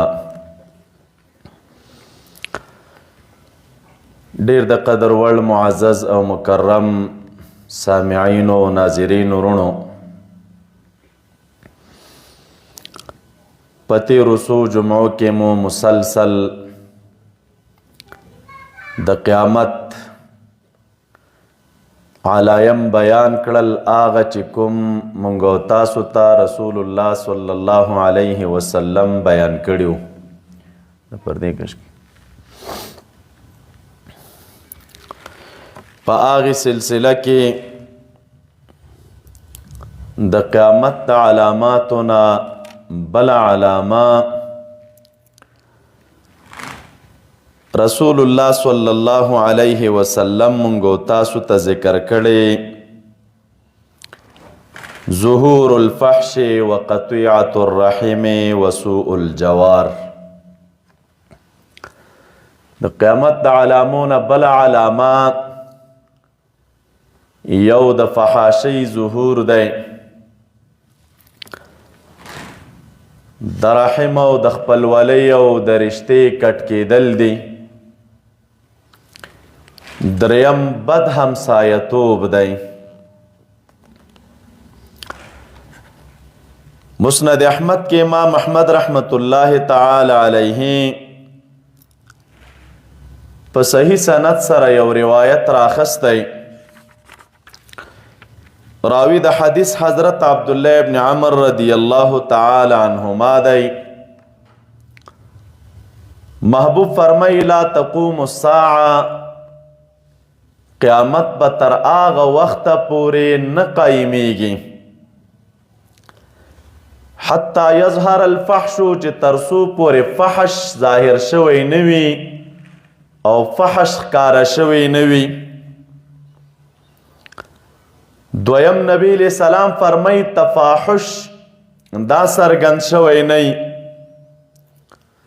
وقطیعة الرحم او خپلولی کټ کول، او سلورم نبی علیہ السلام فرمائی وسوء المجاورت بد همسایتوب. فحش چاته ویلې کیږي؟ معزز سامعینو، ابن اسیر وی فحش کل خصلت قبیحہ، ہر بیکار خوی بیکار خصلت عامد کدا په وینا کی وی او کدا چرته په فعل کی وی، دی دوانو ته چې دی فحش ویلی شي. یو سړی بیکار وینا کوي دی تم فحش وی، یو سړی بیکار کړنه کوي دی تم فحش ویلی کیږي. نو کوم یو کار چې داغي دا ګناه او قبحه دا شدید وی او زیات وی دی ته فحش وی. نو دا فحش بیا کله د انسان طبیعت کی وی، طبعی وی. کله بیا فحش داسی وی چې طبعی نه وی، انسان تکلفاً د بی حیائی کارونه کوي یا تکلفاً بیکار وینا کوي.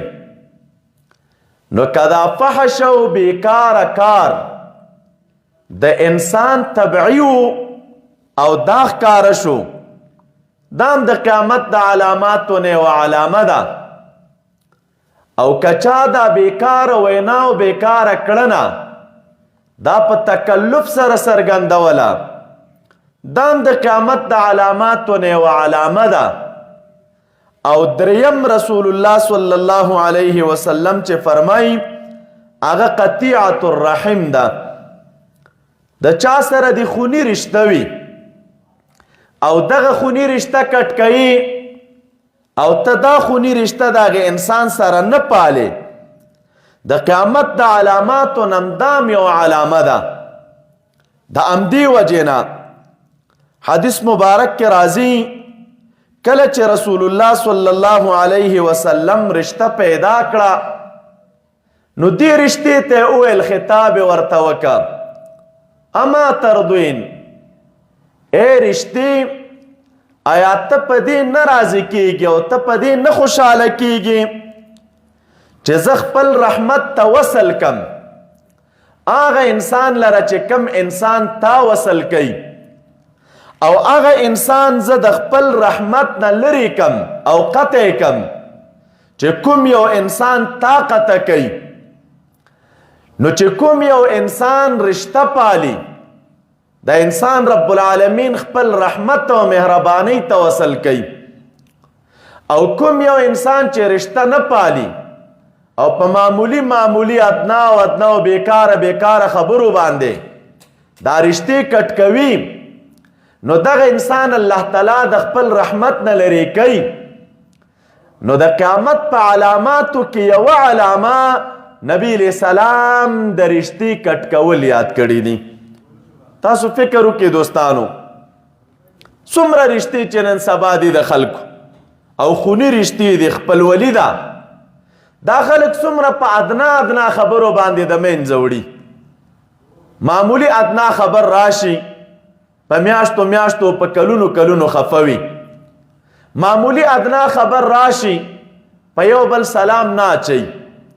معمولی ادنا خبر په کورنیو کې سر راشي د نارینو د زنانو ترمنځ، نو بیا سره خفوي د یو بل په مخه باندې نه ورځي. نو په دې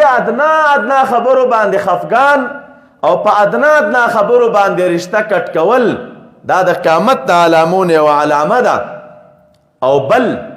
د قیامت د علایمونه چې رسول الله صلی الله علیه وسلم بیان کړي هغه سوء المجاورت دی. مجاورت همسایتوب، همسایه په بل همسایه باندې حق لري، او حق دومره دی چې رسول الله صلی الله علیه وسلم فرمایي چې ما زال جبریل یوصینی، همیشه جبریل علیه السلام چې ما ته به د همسایه د حقوقو په باره کې وصیت کو، تر دې پورې چې ما فکر کو چې اسنه د همسایه د بل همسایه سره په میراث کې شریک نه کړی شي. نو د همسایه سره په ښې معاملې وی جبریل علیه السلام به همیشه راته وصیت کوه. نو همسایه په بل همسایه حق لري.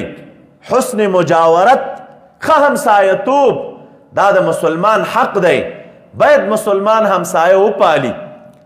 او کدا مسلمان بل همسایه خفه کوي په ادنا خبرو باندې او په وړو خبرو باندې، نو دا د ایمان تقاضا نه ده. د همدې وجې نه امام مسلم رحمت الله علیه په کتاب الایمان کې یو حدیث مبارک را نقل کړی. نبی علیہ السلام فرمایلی دی من کان یؤمن بالله والیوم الاخر فلا یؤذی جاره. کوم یو انسان چې په الله تعالی او په ورځ وروستنی ایمان لري نو د خپل همسایه ته ضرر نه رسوي. دا ضرر نه رسول همسایه ته دا د ایمان تقاضا ده. احسان او سلوک د همسایه سره دا د ایمان تقاضا ده. او کوم یو انسان چې همسایه ته ضرر رسوي دا د ایمان د کمزورۍ تقاضا ده. نو تقاضا د ایمان دا ده چې همسایه سره به ښه پالنه کوي او د همسایه سره به ښه سلوک کوي. د همدې وجې نه یو روایت کې بل راځي په همدغې الفاظو باندې رسول الله صلی الله علیه وسلم فرمایي من کان یؤمن بالله والیوم الاخر فلیحسن الی جاره. کوم یو انسان په الله تعالی ایمان لري او په ورځ وروستنی ایمان لري د خپل همسایه سره احسان وکړي او د همسایه سره د ښېګڼه وکړي. د همدې وجې نه همسایه سره به ښېګڼه کوي او که چېرته یو څوک د همسایه سره احسان نه کوي او د هغه سره ښېګڼه نه کوي، د هغه حقوق نه عملي کوي، دا د قیامت د علاماتو نه رسول الله صلی الله علیه وسلم یو علامه بیان کړې. 28مه علامه چې د قیامت نبی علیہ السلام بیان کړې ده هغه تشبب المشیخه، د سپینګیرو ځوانانېدل دي.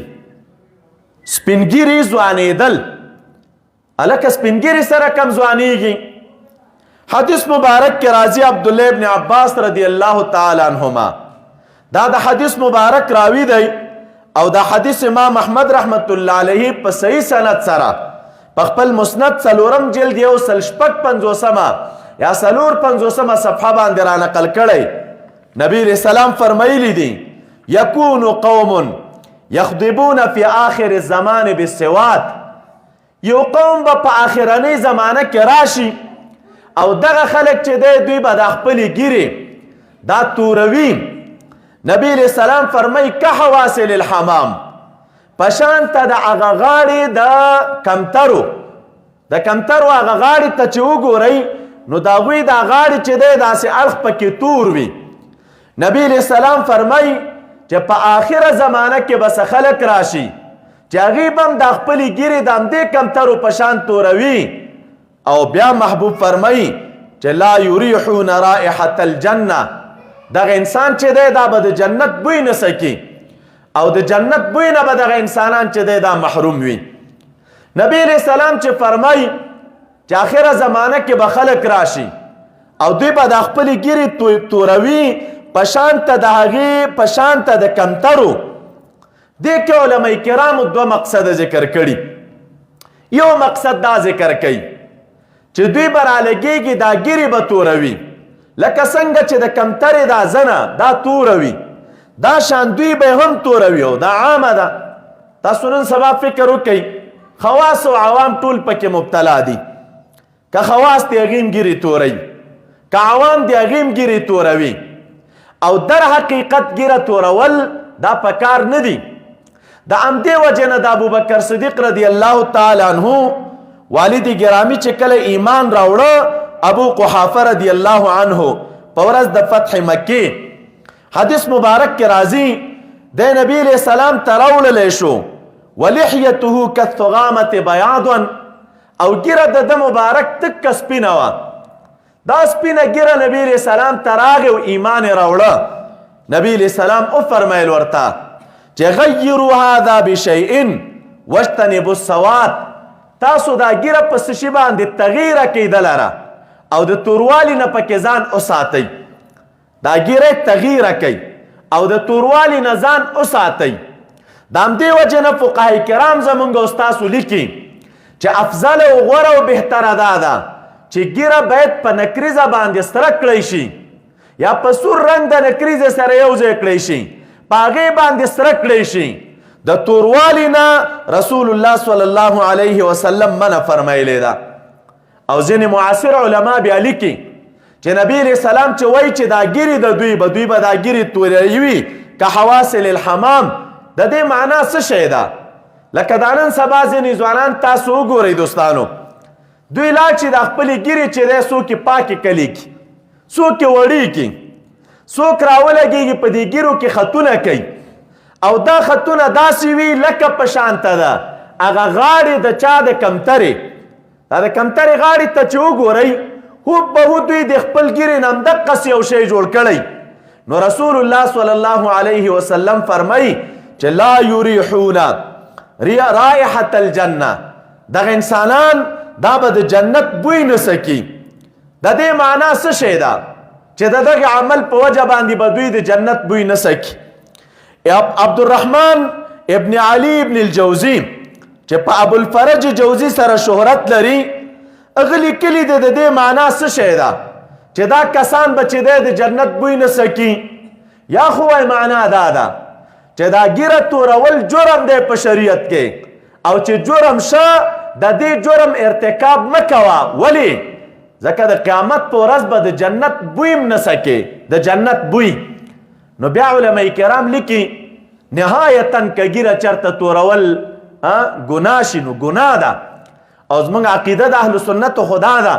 چې د ګناه په وجه باندې خو انسان د همیشه په جهنم کې نه پریوځي، ولو که ګناه کبیره ولې نه وي،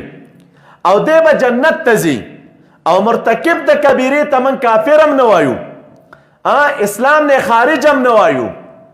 نو هر کله چې د اسلام نه خارج نه بولو، کافر ورته نه وایو، خو نهایت دا کار به ګناه شي. او چې ګناه شوه نو نبی علیه السلام څنګه وایي چې دوی به د جنت بوی نه سکي؟ نو څه معنا چې دوی به جنت ته نه ځي؟ او سره د دې نه چې موږ تاسو وایو چې ګناهګار انسان دا به جنت ته ځي. نو دې ځای کې بیا ځینو شارحینو علماو درته دا لیکلي دي چې یا خو معنا دا ده چې دا کلام د نبی علیه السلام دا حمل دی په زجر او زورنه باندې، دا کار دومره بیکاره کار دی، ګوره نږدې نشي ورته، او که نږدې شوې نو د جنت بوی به نه سکې، تغلیظ دی، زورنه ده. لکه من ترک الصلاة متعمدا فقد کفره، نبی علیہ السلام وی څوک چې مونځ قصدن پرېږدي نو دی کافر کیږي. او سره د دې نه چې موږ اهل سنت وایو چې ترک الصلات خو عمل دی، او په عمل باندې خو انسان کافر کیږي نه. نو چې نه کافر کیږي نبی علیہ السلام چې بیا من کفر فقد کفره ویلی نو دا زجر دی او زورنه ده. او یا ځینې علما لیکي وایي مقصد دا دی چې رب العالمین به دغه انسان جنت ته داخلوي، ځکه ګناهګار دی، او چې جنت ته ننوته نو په جنت کې خو ډېر انعامات دي د رب العالمین، او د هغې انعاماتو د جملې نه یو نعمت هغه د جنت خوشبویي حس کول دي. نبی علیہ السلام چې فرمایي چې لا یریحون رائحة الجنه، نو معنا د حدیث مبارک دا ده چې جنت ته به ننوځي، خو لیکن د دغه خاص نعمت د جنت نه به دوی محروم وي چې هغه بوی د جنت حس کول دي. نو دا عمل دغه جزا نبی علیہ السلام هغه انسان ته ذکر کړي چې کوم یو انسان ګیره توروي، یو قول دا دی. او دویم قول علماء کرام لیکي وی نه، د دې خلکو به نور اعمال خراب وي، او د دې خلکو به نور عقاید هم خراب وي. نو چې د اعمال خراب دي او عقاید خراب دي، دا د ګیرې توروالی دا به د دوی د پاره یو علامه وي، د دوی د عقیدې د خرابوالي د پاره، او د دوی د عمل د خرابوالي د پاره. لکه د خوارجو په علایمو کې ذکر شول، مخکې موږ تاسو ویلو نبی علیہ السلام فرمایي چې سیماهم التحلیق، د خوارجو نښه چې دی سرونه خریل دي. نو سرونه خریل دا د خوارجو نښه نبی علیہ السلام بیان کړي. او یو ځای نه، په متعددو روایاتو کې د خوارجو نښه دا د سرونو خریل ذکر شوي. نو اوس به یو سړی څه وایي چې یو څوک سر کلی نو دا به خارجي وي، یا به د سر کلولو په وجه باندې انسان خارجي کیږي. او سره د دې نه چې علی رضی الله تعالی عنہ به سر مبارک خریلو، او بیا به مبارک فرمایل چې نبی علیہ السلام نه مې اورېدلي چې تحت کل شعرة جنابه، دا هر ویښته لاندې جنابت دی. نو چې د نبی علیہ السلام نه مې دا اورېدلي چې د هر ویښته لاندې جنابت دی، نو ومن ثم عادیت رأسي، د دې وجې نه مې د خپل سر ویښتانو سره دشمني وکړله، نو مبارک به سر کلو. نو اوس وګوره یو طرف ته نبی علیہ السلام وایي چې سرونه تورول، دا سرونه خریل دا د خوارجو علامه ده، او بل طرف ته نبی علیہ السلام خپلم سرکل کړی دی مبارک. او علی رضی الله عنه فرمایي چې من ثم عادیت رأسی. نو آلته علماء کرام لیکي چې دا د خوارجو نور عقیدې خرابې وې، عمل خراب و، عقیده خرابه وه. دا سر خریل د هغې خلکو دپاره یوه نښه ښودلی شوې ده. دا معنا نه چې د سر په خریلو یو انسان خارجي کیږي. دا زجر چې د دوی دپاره او زورنه چې د دوی دپاره ذکر ده د وجې د بیکاره عقیدې د دوی نه. ویم دقه سیدیزې کوم مسله ده دا ویښتان تورول یا ګیره تورول. نو دا چې دی دوستانو په دې سره انسان د جنت د بوی نه محرومیږي. وی نه خو نښه دا د هغې خلکو ده چې د چا خلکو د کومو خلکو عقیدې خرابې وي، د کومو خلکو اعمال خراب وي. نو د عقیدې او د اعمالو د خرابېدو په اساس باندې بس نبی علیہ السلام فرمای چې لا یریحون رائحة الجنه، د انسان به د جنت بوی هم نسکي. خو به هر تقدیر دا خو اقوال دي چې علماء کرامو ذکر کړي دي. بهتره خبره دا ده چې ګیره به یې توره نه کړی شي، سره یې کا نکریزه ورباندې ولګوه. نکریزه کې بل رنګ ګډ که چې سوروالي تمایل شي. دا معنا نه چې ته لګې توره یې. تاسو په رب یقین وکړئ د دې تورو ګیرو نه سره ګیره ښه ښکاري او یې په خپل حالت باندې پرېږده، سپینې پرېږده یا سره که بهتره او غوره ده. د توروالي نه ځان وساته. دا کوم وعیدونه چې د دې توروالي په باره کې راغلي ګرچې علماء کرام توجیهات ذکر کوي چېرې نه دې ځای کې به دا مقصد وي، دې ځای کې به دا مقصد وي، دې ځای کې به دا مقصد وي، خو وعیدات خو وارد دي پکې. تصریح موجوده ده چې رسول الله صلی الله علیه وسلم فرمای چې غیروا هذا بشیء واجتنبوا السواد. تاسو دې لره تغییر ورکړئ په یو شي باندې او د توروالي نه ځان وساتئ، توروئ مه. بل علامه اتشتمه د قیامت د علاماتو نه. نو دا علامه نبی علیہ السلام فرمایلی دي زاړه به ځانونه ځوانان معرفي کوي.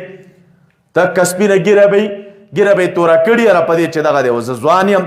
او زه ځوان ښکاره شم د خلکو په درمیان کې. او سره د دې نه چې سپینه ږیره او سپینګیریتوب دا د مسلمانانو ترمنځ عزت دی. د سپینګیري خلک اکرام کوي، د سپینګیري خلک عزت کوي، په درانده نظر ورته ګوري. نو په دغې اساس باندې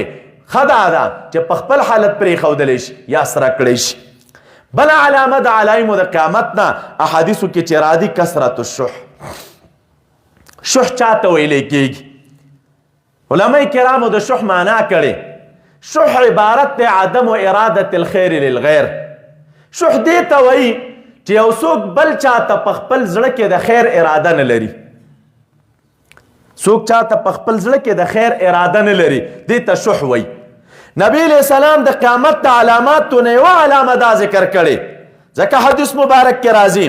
امام تبرانی په اوسط کې راخستی. نبی علیہ السلام فرمایي من اشراط الساعه، د قیامت د علامو نه یوه علامه دا ده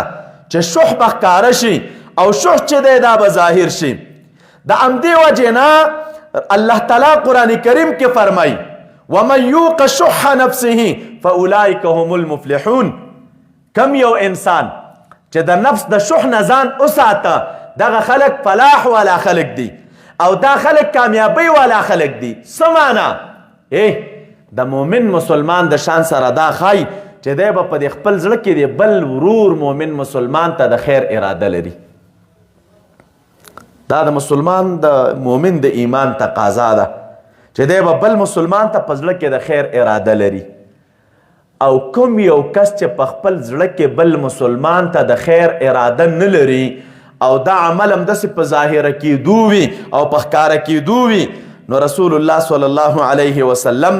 دا د قیامت د علاماتو نه یو علامه بیان کړې ده. او حدیث مبارک کې بیا فرمایلی دي چې شح او ایمان دا سره په یو زړه کې نه جمع کېږي. یا به په زړه کې ایمان وي یا به په زړه کې شح وي. دا معنا چې د انسان په زړه کې به بخل وي، یعنی مسلمان ته به د خیر اراده نه لري، نو یا به دا شی په زړه کې وي یا به ایمان وي. نو که ایمان نو شح به نه وي او که شح نو ایمان به نه وي. دا معنا چې دواړه سره نه جمع کېږي. د مؤمن د ایمان تقاضا دا ده چې خپل باطن کې باید مؤمن مسلمان ته د خیر اراده ولري او که نه لري ورځ په ورځ بخل ډیریږي او بخل ډیریږي او بخل ډیریږي. نو دا هغه شی دی چې دا د قیامت د علامو نه علامه ده. ځکه نبی علیہ السلام فرمایلي اتقوا الظلم، زما امتیانو د ظلم نه ځان وساتئ، ځکه ظلم دا د قیامت په ورځ باندې تیری دي. او بیا مبارک فرمایلو شح نه ځان وساتئ، ځکه دا تاسو نه چې وړاندې کم خلک تیر دي دا شح هلاک کړي دي. دا زړونو کې یو بل ته بخلو، دا بخل په دې باندې باعث ته دی شه چې د یو بل وینې توی کړلې او د یو بل محارم د یو بل دپاره حلال وګڼله. یو سړی چې د چا وینه تویي خو په زړه کې هغه ته د خیر اراده نه لري. یو سړی چې د چا محارم خپل ځان دپاره حلال ګڼي خو هغه ته په زړه کې د خیر اراده نه لري. او که یو څوک په زړه کې چاته د خیر اراده لري نو هغه د چا وینه نه تویوي، هغه د چا محارم ځان ته نه حلالوي. نو د همدې وجې نه نبي علیه السلام فرمایلي چې اظهار د شح یا کثرت الشح دا د قیامت د علامو نه بله علامه ده. 9مه علامه چې نبي علیه السلام بیان کړې د قیامت هغه کثرت التجارت، دا د تجارت ډیروالی، دا د قیامت د علامو نه یو علامه ده. د همدې وجې نه امام حاکم د عبدالله ابن مسعود رضی الله تعالی عنه یو روایت راخستی. نبی علیہ السلام فرمایلی دی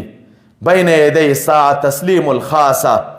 وفشو التجاره حتی تشارک المرأة زوجها فی التجاره. نبی علیہ السلام وی د قیامت تر راتلو نه وړاندې دا تجارت دا به د خلکو په درمیان کې سره خور شي. یو بل روایت کې راځي امام نسائی راخستی من اشراط الساعه د قیامت د علامو نه علامه دا ده چې مال به ډیر شي او مال به خور شي او ډیر به شي. وتفشو تجاره او تجارت چې دی دا به خور شي سره. تر دې پورې نبی علیہ السلام فرمایي چې ښځه به د خپل خاوند سره په تجارت کې شریک وي. دا د تجارت ډیروالی ښځه به د خاوند سره شریک وي، ښځې به کاروبار ته راوځي، ښځې به تجارتونه شروع کړي. دا د قیامت د علامو نه نبی علیہ السلام علامه بیان کړې ده. او د همدې وجې نه مبارک فرمایلي وه حدیث مبارک کې راځي والله ما الفقر اخشى علیکم. دا حدیث امام بخاری راخستی. صحابه کرامو ته محبوب ای صحابو په رب مې دې قسم وي چې زه په تاسو باندې د فقر نه نه یریږم،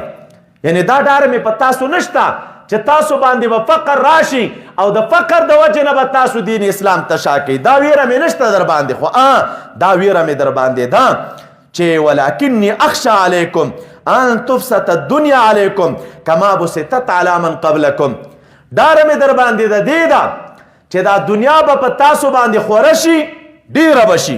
او په دنیا کې به وسعت او فراخي راشي، مال کې به وسعت او فراخي راشي. لکه څنګه چې دا مال مخکنو خلکو لره فراخ او وسعت او فراخي پکې وه، ثمره به دا شي فتنافسوها کما تنافسوها وتهلكکم کما اهلکتهم. تاسو به د دې دنیا طرف ته رغبت او میلان وکئ لکه څنګه چې هغې خلکو دنیا ته رغبت او میلان کړی او څنګه چې هغوی دنیا هلاک کړې وه همدقسې به تاسو هم دنیا هلاک کړي. نو ویره مې د دې ده در باندې چې دنیا طرف ته به مو رغبت او میلان پیدا شي، د فقر ډاره در باندې نه لرم. نو تاسو فکر وکړئ دوستانو دا موجوده حالاتو کې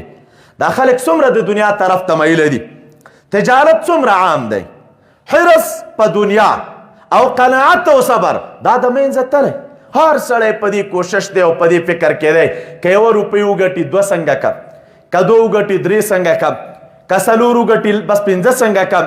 او که بیا بار بار پوښتنه د یو چا نه کوي کاروبار دې څنګه دی، بس غر کړو. هېڅکله د چا په خوله کې د قناعت الفاظ نشته او د صبر الفاظ نشته. نو نبی علیہ السلام فرمایي چې دا په امت یریږم چې دوی به دنیا ته مایلی شي. تاسو ګورئ د دنیا دپاره خلک څه نه کوي، قتلونه کوي، غلاګانې کوي، دروغ وایي، قسمونه خوري. دا څومره کارونه چې دي دا دنیا دپاره کوي، خو په دې طریقه چې دا دنیا څنګه راډېره کړم او دا ذلیله دنیا څنګه راډېره کړم. نو د دې وجې نه د قیامت د علاماتو نه یوه علامه رسول الله صلی الله علیه وسلم دا بیان کړې ده. بله علامه چې نبی علیه السلام د قیامت بیان کړې 13مه کثرت الزلازل، زلزلې به ډېرې شي د قیامت نه راتلو نه وړاندې. ابو هریره رضی الله عنه د حدیث راوي دی، امام بخاری په کتاب الفتن کې دا حدیث راخستی. نبی علیہ السلام فرمای لا تقوم الساعة، قیامت به تر هغه وخته پورې نه قایمیږي حتی تکثر الزلازل، تر دې پورې چې زلزلې ډېرې شوي نه وي. زلزلې به د خلکو په منځ کې ډېرې شي، عامې به شي زلزلې. او یو عجیب روایت لا امام ترمذي رحمت الله علیه په کتاب الفتن کې راخستی. څه وخت کې که ستاسو فکر مخکې یوه زلزله م راغله، زلزلې نه وړاندې د بیت المقدس مجاهدین ولته جهاد هم شروع که. عبدالله ابن حواله رضی الله عنه فرمای وی رسول الله صلی الله علیه وسلم دا لاس زما په سر راکېښوده او په دې دوران کې راته وفرمیل یا ابن حواله خطاب کې راته ای د حواله زویه اذا رأیت الخلافة چې کله تا خلافت ولیده چې دا مقدس ځمکې ته راغی خلافت مقدس ځمکې ته راغی او دا صحنه دې ولیدله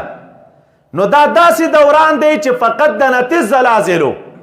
دې دوران کې به زلزلې را نږدې شي بلایا او مصیبتونه به ډیر شي غټ غټ کارونه به منځته راشي او والساعة یومئذ اقرب الى الناس من ید هذه من رأسک او قیامت به په دغه وخت کې خلکو ته دومره نږدې وي ډیر به نږدې وي دا قیامت زما د لاس نه ستا د سر په نسبت باندې یعنی د مبارک خدا لاس د صحابي مبارک په سر یخو نبی علیہ السلام فرمایي چې کله خلافت ارض مقدسه کې بیت المقدس کې نازل شو نو دا داسې یو دوران دی بس زلزلې به را نږدې شي مصیبتونه به راشي غټ غټ کارونه به راشي او دې دوران کې به قیامت زما د دې لاس نه چې ستا سر ته نږدې دی قیامت به د دې نه ډېر اقرب وي نو دا فکر وکړئ تاسو دوستانو موږ تاسې وینو زلزلې څومره ډېرې دي ځای په ځای باندې زه میاشت کې یوه زلزله راځي او تنها دام نه ده چې یو ځای یو علاقې نیولې وي ټوله دنیا علاقه زلزلو نیولې ده او دنیا خوځوي د زلزلو په وجه باندې نو د همدې وجې نه رسول الله صلی الله علیه وسلم د زلزلو کثرت او د زلزلو ډیروالی دا د قیامت د علامو نه یو علامه ذکر کړې یو دیرشمه علامه چې نبی علیه السلام د قیامت ذکر کړې ده ظهور الخسف والمسخ والقذف نبی علیه السلام فرمایي د قیامت ته راتلو نه وړاندې به درې کارونه راشي ابن ماجه کتاب الفتن کې په باب صلات باب الخسوف کې دا روایت راخستی نبی علیہ السلام فرمایي بین یدی ساعه د قیامت ته راتلو نه وړاندې به مسخ راشي د قیامت ته راتلو نه وړاندې به خسف راشي او د قیامت ته راتلو نه وړاندې به قذف راشي دا حدیث تاسو ته مخکې ما ویلی غرض مې دې ذکر دا دی خسف مسخ او قذف د کاڼو بارانونه خلک په مځکه خښېدل او د خلکو شکلونه مسخه کېدل دا به د قیامت نه وړاندې را ظاهر شي علماو دې ځکې لیکلي دي چې دا مسخه ډېرېږي او قذف ډېرېږي امام احمد رحمت الله علیه په مسند احمد کې یو روایت راخستی مبارک فرمایي وهو فی زندقیة والقدریه ګمراه فرقې دي د قدریو او ګمراه فرقې دي د زنادقو دا مسخې دا به په دغې ګمراهو فرقو کې را پیدا کېږي خو مراد د دې مسخې نه کومه مسخه ده یو قول دا دی چې مراد دې ځکې د مسخې نه یا مسخه د ظاهر ده ظاهرا د دوی دا شکلونه او د دوی دا قوارې دا به مسخه شي او دویم قول علماء کرامو دا ذکر کړی چې مراد دې ځکې د مسخې نه هغه مسخه د ظاهر نه ده بلکې مسخه د باطن د امام مجاهد دا وایي مسخه معنوي مراد ده معنا دا د د دوی دا زړونه به مسخه شي زړونه د دوی به په شان ته د چا وي د شادوګانو یا د دې نورو حیواناتو وي که دې ته وګورو چې جسدونه مسخه شول نو دا هم څرګنده ده ډېر خلک موږ او تاسې ولیدل چې دغې شکلونه بدل شي او که مراد د مسخې نه مسخه معنوي وي نو دا خو موږ او تاسو وینو یو انسان ته ګوره شکل به د انسان وي صورت به د انسان وي اخلاق او عادات او افعال او کړنې دا به د حیواناتو وي په چا کې به د غویانو خویونه وي په چا کې به د خرو خویونه وي په چا کې به د خنزیرانو خویونه وي په چا کې به د شادوګانو خویونه وي د نورو پلیتو حیواناتو خویونه به پکې موجود وي او شکل ته چې ګوري او صورت ته چې ګوري نو صورت کې انسان دی په ظاهر کې انسان دی او زړه د به مسخه وي نو دا مسخه د زړه دا د قیامت د علاماتو نه د امام مجاهد په قول نبی علیہ السلام ذکر کړی دا او صاحب تفسیر روح البیان لیکلی دي وایي دا مسخه خو دوه قسمه ده مسخه د جسد ده او مسخه دغه رنګ د زړه ده خدای مبارک فرمایي چې ومسح القلب اشد من مسح الجسد د انسان د زړه مسخه دا د جسد د مسخې نه ډیره اشده ده وجه څه شی ده که جسد مسخه شي خو هر چاته ښکاري او که زړه مسخه دی نو په سترګو خو نه ښکاري ته هم ظاهر کې ځان ته خوشحاله وي په ګیره لاس راکش که او په مخ لاس راکش که ډول و سنګار وکړه وایي ډېره ښایسته قواره لرم خو لیکن دا چې اوس دی د خپل باطن ته متوجه شي چې زما باطن په څه حالت باندې دی او زما په دې باطن کې کوم خویونه دي یا باطن کې مې کوم عادات دي، نو دې ته خدای متوجه نه او نه د هغې د علاج فکر راخستی وي چې باید زه د دې علاج وکم، چې زما دا باطن د انسانانو باطن سره کم وګرځېږي. د همدې وجې نه پرون یو ځای کې جلسه وه، یو سپینګیري مولي صاحب پکې تقریر کوي او خبره یې وکړه، ډېره مې خوښه شوه. یو سپینګیري عالم ته لاړم، شیخ ته ما ورته ویل چې دعا وکړه چې دا زامن مې رب العالمین عالمان کړي. وایي د شیخ راته وویلې چې داسې دعا وکړه چې خدای دا زامن مې آدمیان کې او انسانان کې، ملا خو شیطان هم و، ملا خو ابلیس هم و، خو لیکن آدمیت پکې نه و، انسانیت وغواړه. انسانیت چې په یو انسان کې وو او د انسانیت په ضمن کې علم راغی، کمال دا دی. او که انسانیت او آدمیت نو نو که سړی ملا شي نو په مخ د مځکه باندې بدترین د دغه انسان نه بل انسان نشته. نو د همدې وجې نه چې کومه مسخه په زړه کې راځي او په باطن کې راځي، دا مسخه د ظاهر جسد د مسخې نه دا ډیره اشده ده. رب العالمین دې موږ او تاسو ته ورنه نجات راکړي. 32 علامه د قیامت چې نبی علیہ السلام بیان کړې ده، ذهاب الصالحین. بله نښه د قیامت تا د نبی علیہ السلام وایي نیکان به د مخ د مځکې نه لاړ شي، اخیار او غوره انسانان به کم شي، اشرار به ډیر شي، تر دې چې په مخ د مځکه باندې به د اشرار همداسې ډیریږي. رب العالمین به په دوی باندې قیامت قایم کی او قیامت به په دوی برپا شي. د همدې وجې نه حدیث مبارک کې راځي، مسند احمد کې ذکر دی، عبدالله ابن عمر رضی الله تعالی عنہ راوی دی، نبی علیہ السلام فرمایلی لا تقوم الساعه، قیامت تر هغه وخته پورې نه قایمیږي او تر هغه وخته پورې به قیامت نه راځي حتی یأخذ الله شریطته من اهل الارض. رب العالمین به تر دې وخته پورې چې الله تعالی اهل الخیر تا د مخ د مځکې نه وانخلي، نو چې کله اهل الخیر واخلي نو فیبقي فیها عجاجا لا یعرفون معروفا ولا ينکرون منکرا. په مخ د مځکه باندې به عجاجه پاتې شي، ارازل به پاتې شي، هغه څوک به پاتې شي چې په چا کې خیر نشته، بې خیره خلک به په مخ د مځکه باندې پاتې شي او د دې بې خیره خلکو کار به څه شی وي؟ لا یعرفون معروفا، نه به معروف پیژني، نه به نیکي پیژني، او نه به چې دی ولا ينکرون منکرا. نو د همدې وجې نه چې دا نیکان د مخ د مځکې نه ځي او بدن پاتې کیږي، دا د قیامت د علامونه رسول الله صلی الله علیه وسلم چې دی دا علامه بیان کړې ده. د همدې وجې نه دوستانو علماو لیکلي دي چې د نیکانو تلل دا به په هغه دوران کې وي چې کله ګناهونه ډیر شي، امر بالمعروف ترک کړی شي او دې طرف ته چې دی نهی عن المنکر ترک کړی شي،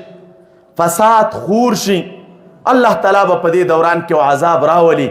نیکان او بدان دا به دواړه چې دی پکې هلاک شي. د همدې وجې نه د عذاب ذکر نبی علیہ السلام کوو، صحابي مبارک نبی علیہ السلام ته وایي انهلکو وفینا الصالحون، د الله نبی مونږ به هلاک کولی شو په داسې حالت کې چې زمونږ په منځ کې به نیکان هم وي، یعنی نیکان به موجود وي او بیا به مونږ هلاک کیږو. نبی علیہ السلام ورته وایي او اذا کثر الخبث، چې کله خباثت ډیر شي، امر بالمعروف او نهی عن المنکر پاتې شي، نو که په یو کنج کې نیکان هم وي نو بیا بم رب العالمین عام عذاب راولي، نیکان بم په عذاب کې مبتلا وي او بدن بم مبتلا وي. د همدې وجې نه د لوط علیه السلام په واقعه کې تاسو اورېدلي چې کله جبریل علیه السلام راغی او دا قریه هلاکوله، نو په دې قریه کې وګرځېد، ګوري یو طرف ته یو انسان ناست دی، ډېر عابد انسان، نیک عمل انسان، د رب العالمین په عبادت کې مصروف دی. حیران شي چې الله تعالی ماته وي دا قریه هلاک کړي، انسان سره پکې څه وکړم؟ د رب العالمین حضور ته واپس لاړی، پوښتنه یې وکړله، الله تعالی ورته په دم دا قریه راواړوه. وجه څه شی دی؟ عابد دی، نیک اعمال کوي، عبادات کوي. د رب العالمین د لوري ورته وویلی شول چې په ده دا ځمکه ځکه راواړوه چې دا قوم و اولس دومره په دې بدعملیو کې مبتلا و او د بدعملیو د وجې نه کله د ده په دې تندي کې سره تروشوالی هم رانغی، خفه هم نه شو چې دا خلک دا غلط کار ولې کوي. نو تنها نیکي ده چې د ځان پورې تړلې ده، نو د دې به څه ګټئ؟ نو امر وکړی شو چې عذاب په ده باندې م راوله او په ده باندې م چې د عذاب را نازل کا. نو د دې وجې نه دوستانو نیکان به وخت په وخت ځي، بدان به پاتې کېږي. وروسته یو بل روایت درته وایم چې نبی علیه السلام د قیامت د علامونه علامه بیان کړې. تاسو ګورئ د خپلې معاشرې ته، نیک سړی تنها دا معنا نه چې ملا صاحب نیک سړی دی. حدیث کې ذهاب الصالحین دا د نیکانو دا د قیامت د علامون علامه ښودلی شوې ده. د صالحینو خلکو تلل نو عامه ده که صالح ملا وي، که صالح حاجي وي، که صالح تاجر وي، که صالح یو بل نیک انسان دی په یو بخش کې مصروف دی خو نیک انسان دی. دا د هر بخش نیکان چې دي دا به ځي او د دوی په ځای به بدان راځي. نیکان حاجیان لاړل بدان راغلل، نیکان علما لاړل بدان راغلل، نیکان تاجران لاړل بدان راغلل، نیکان عمرا لاړل بدان راغلل، نیکان مجاهدین لاړل بدان راغلل. همداسې پسې ځه خو چې دا نیکان ځي د منځه او بدان را پیدا کیږي او بدان ډیریږي. د قیامت په علامو کې یوه علامه رسول الله صلی الله علیه وسلم دا بیان کړې ده. درې دېرشمه علامه د قیامت چې نبی علیه السلام ذکر کړې ده ارتفاع الاسافل. کمزوري خلک او بیکاره خلک دا به د خلکو په منځ کې راپورته شي او دا به د خلکو په منځ کې چې دی مشران شي.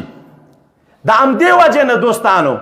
یو دا زمونږ او ستاسو په منځ کې کمزوری او ښه بد شمارل دي. هلکه پلانی سړی د لوی نسب خاوند دی، ټیک ده ښه نسب ښه وي. پلانی انسان کې دا خوی دی او پلانی انسان کې دا خوی دی او دا دی او دا دی. یو خو زما او ستا د ښهوالي او د بدوالي معیار دی او یو معیار د رب العالمین په نسب باندې دی. نو رب العالمین څه وایي؟ ان اکرمکم عند الله اتقاکم. انسانانو واورئ په تاسو کې د الله تعالی په درګاه کې ډیر عزتمن هغه څوک دی چې ډیر تقوادار وي. یعنی مدار د تقوا او مدار د عزت او د شرافت د رب العالمین په درګاه کې چې دی هغه تقوا ده چې په انسان کې تقوا وي.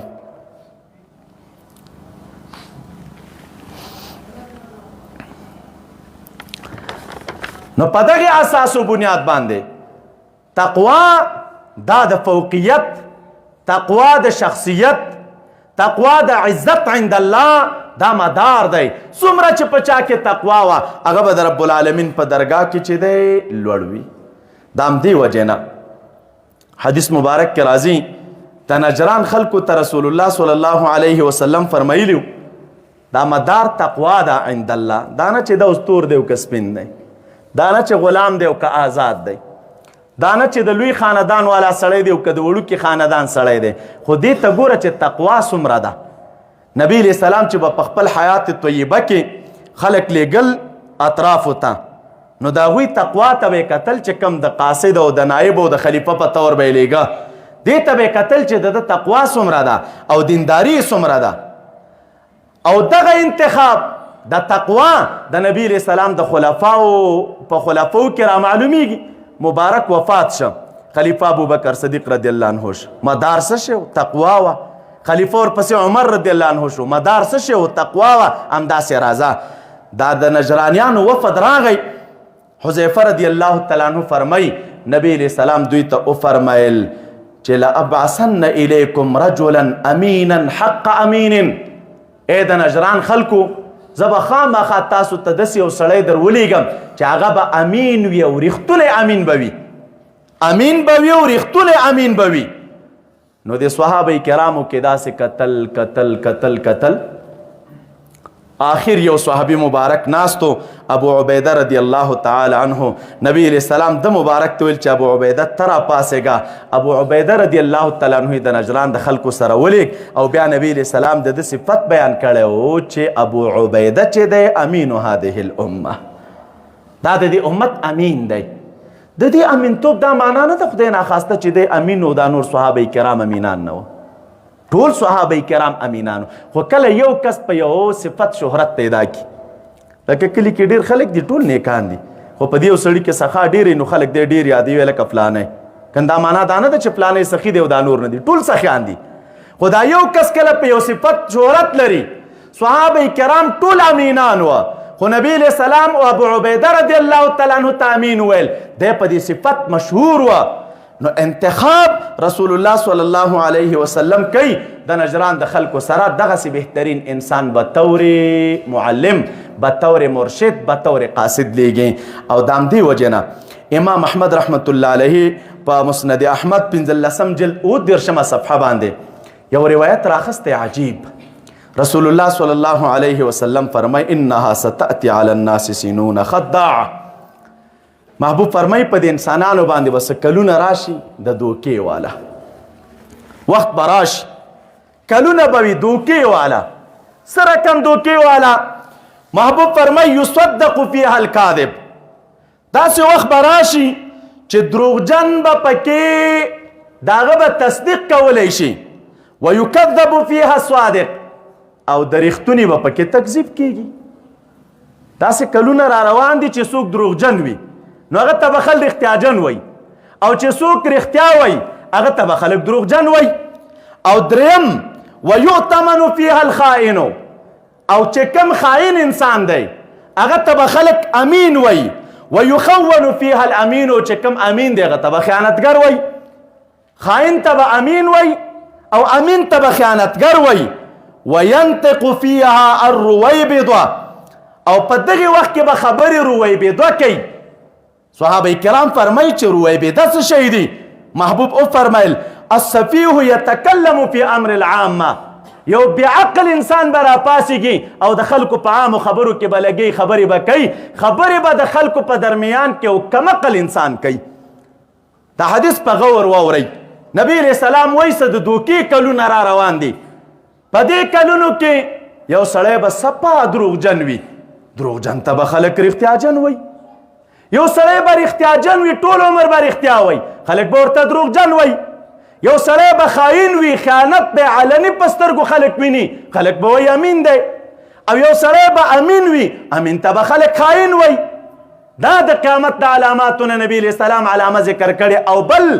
نبی علیہ السلام وی په دغه دوران کې د خلکو په عامو چارو کې چې غږیږي نو سفیه او بیعقلان او کم عمره خلک دا به لګي د خلکو په منځ کې به خبرې کوي او د خلکو چارې به دوی ته حواله وي. تاسو فکر وکړئ د خپل معاشرې ته په څه حال باندې موږ او تاسو ټول عمر به لګي، پردي مالونه به یې خوړلي، دروغ به وایي، خیانتونه به کوي د ولس په مال کې، خیانتونه به کوي د مسلمان په حق کې، حلال او حرامو په منځ کې به تمیز نه کوي، خېټه به د حرامو نه ډکه کړي، د حرامو آثار به د وجود په هر اندام کې ښکاري. داسې به وي چې هغه د حرامو بوی به ترې روان وي، په خوله به یې چېرته رښتیا خبره وانوري چې رښتیا خبرې کړي. ټول عمر منافقت، دو مسلمانان جنگول، د مسلمانانو په منځ کې اختلاف، د مسلمانانو چې دی بې عزتي، مسلمانانو په باره کې پټې مشورې، ټول عمر به یې کار دا وي. او د دنیا بیا عقل په خبره به هم نه پوهېږي، خو خلک به امین مغه ته وایي صاحب راغی، حاجي صاحب راغی، ملک صاحب راغی، محترم راغی. حاجي صاحب، ملک صاحب به ټول عمر دروغ وایي، ټول عمر به په خیانت کې تیر کړی، ټول عمر به د مسلمانانو مالونه خوړلي وي، او د خبرو په طرز او انداز به هم نه پوهېږي چې دې مجلس کې زه خبرې سره کم وکړمه. همدغه خائن، همدغه دروغجن ادا به د خلکو په درمیان کې امین وي، امین به خلک ده ته وایي. او که بیا څوک وي چېرې یو قوم کې د خلکو د بهبود دپاره غږیږي، امین وي، خیانت پکې نه وي، مسلمان وي، غدر و دوکه پکې نه وي، رښتیا د قوم غمخوار وي او په غم خوپه کېږي، نو بیرته به خلک رالګېږي، خاین به هم درته وایي، دروغجن به هم درته وایي، خبرې ته به هم خلک غوږ نږدي. وجه څه شی ده؟ دا د قیامت د علامو نه رسول الله صلی الله علیه وسلم علامه بیان کړې. د همدې وجې نه امام حیثمی یو روایت راخسته، امام تبرانی راخسته، عمر رضی الله تعالی عنہ راوی دی. نبی علیہ السلام فرمای من اشراط الساعه، د قیامت د علامون علامه دا ده چې ان یغلب علی الدنیا لکع ابن لکعنا، په دنیا باندې برزیل د رزیل زوی دا غالبی. دا معنا د خلکو په درمیان کې په مشرۍ باندې، په تسلط باندې هغه سړی به غالب وي چې څوک خپل هم رزیل وي او پلار هم رزیل وي. دا د رذالت سلسله به په خاندان کې را روانه، رزیل د رزیل زوی به پاسېږي او د قوم مشري به کوي، رزیل د رزیل زوی به پاسېږي د قوم سربراه به وي، رزیل د رزیل زوی به پاسېږي او د قوم عهدهدار به وي او د قوم ذمهوار به وي او د قوم ذمهدار به وي. دا رسول الله صلی الله علیه وسلم د قیامت د علامو نه علامه بیان کړې ده. نو دا چې ته وایې دی رزیل شو، نو دا نور به څه کوي؟ دا چې کوم موجود دی خو دا ورسره په دې رذالت کې شریک دی چې د رزیل تایید کوي، دا رزیل ته چې امین وایي، دا رزیل ته چې شریف وایي، او دا خائن ته چې امین وایي، دا دروغجن ته چې رښتیاجن وای خدا ته شریک کې ورسره کتا ورته امین نه ویلې هغه هیڅ کلم په تابعداري نه کوله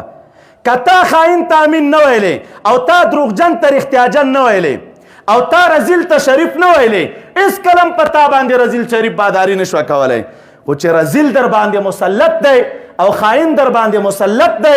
او بیکار انسان در باندې مسلط دی په دې بیکاری کې تو ورسره شریک یې دا د قیامت د علاماتونه رسول الله صلی الله علیه وسلم یو علامه بیان کړې ده د همدې وجې نه حدیث مبارک کې راځي نبی علیه السلام فرمایي د قبض د امانت په باره کې یو روایت دی او حدیث چې دی امام بخاری په کتاب الرقاق کې راخستی باب رفع الامانه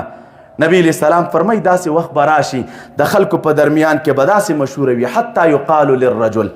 یو سړی به د خلکو په منځ کې وي او دا نور خلک به د همدې سړي په باره کې وایي ما اجلده ما اظرفه ما عقله ته وګوره څومره هوښیار سړی دی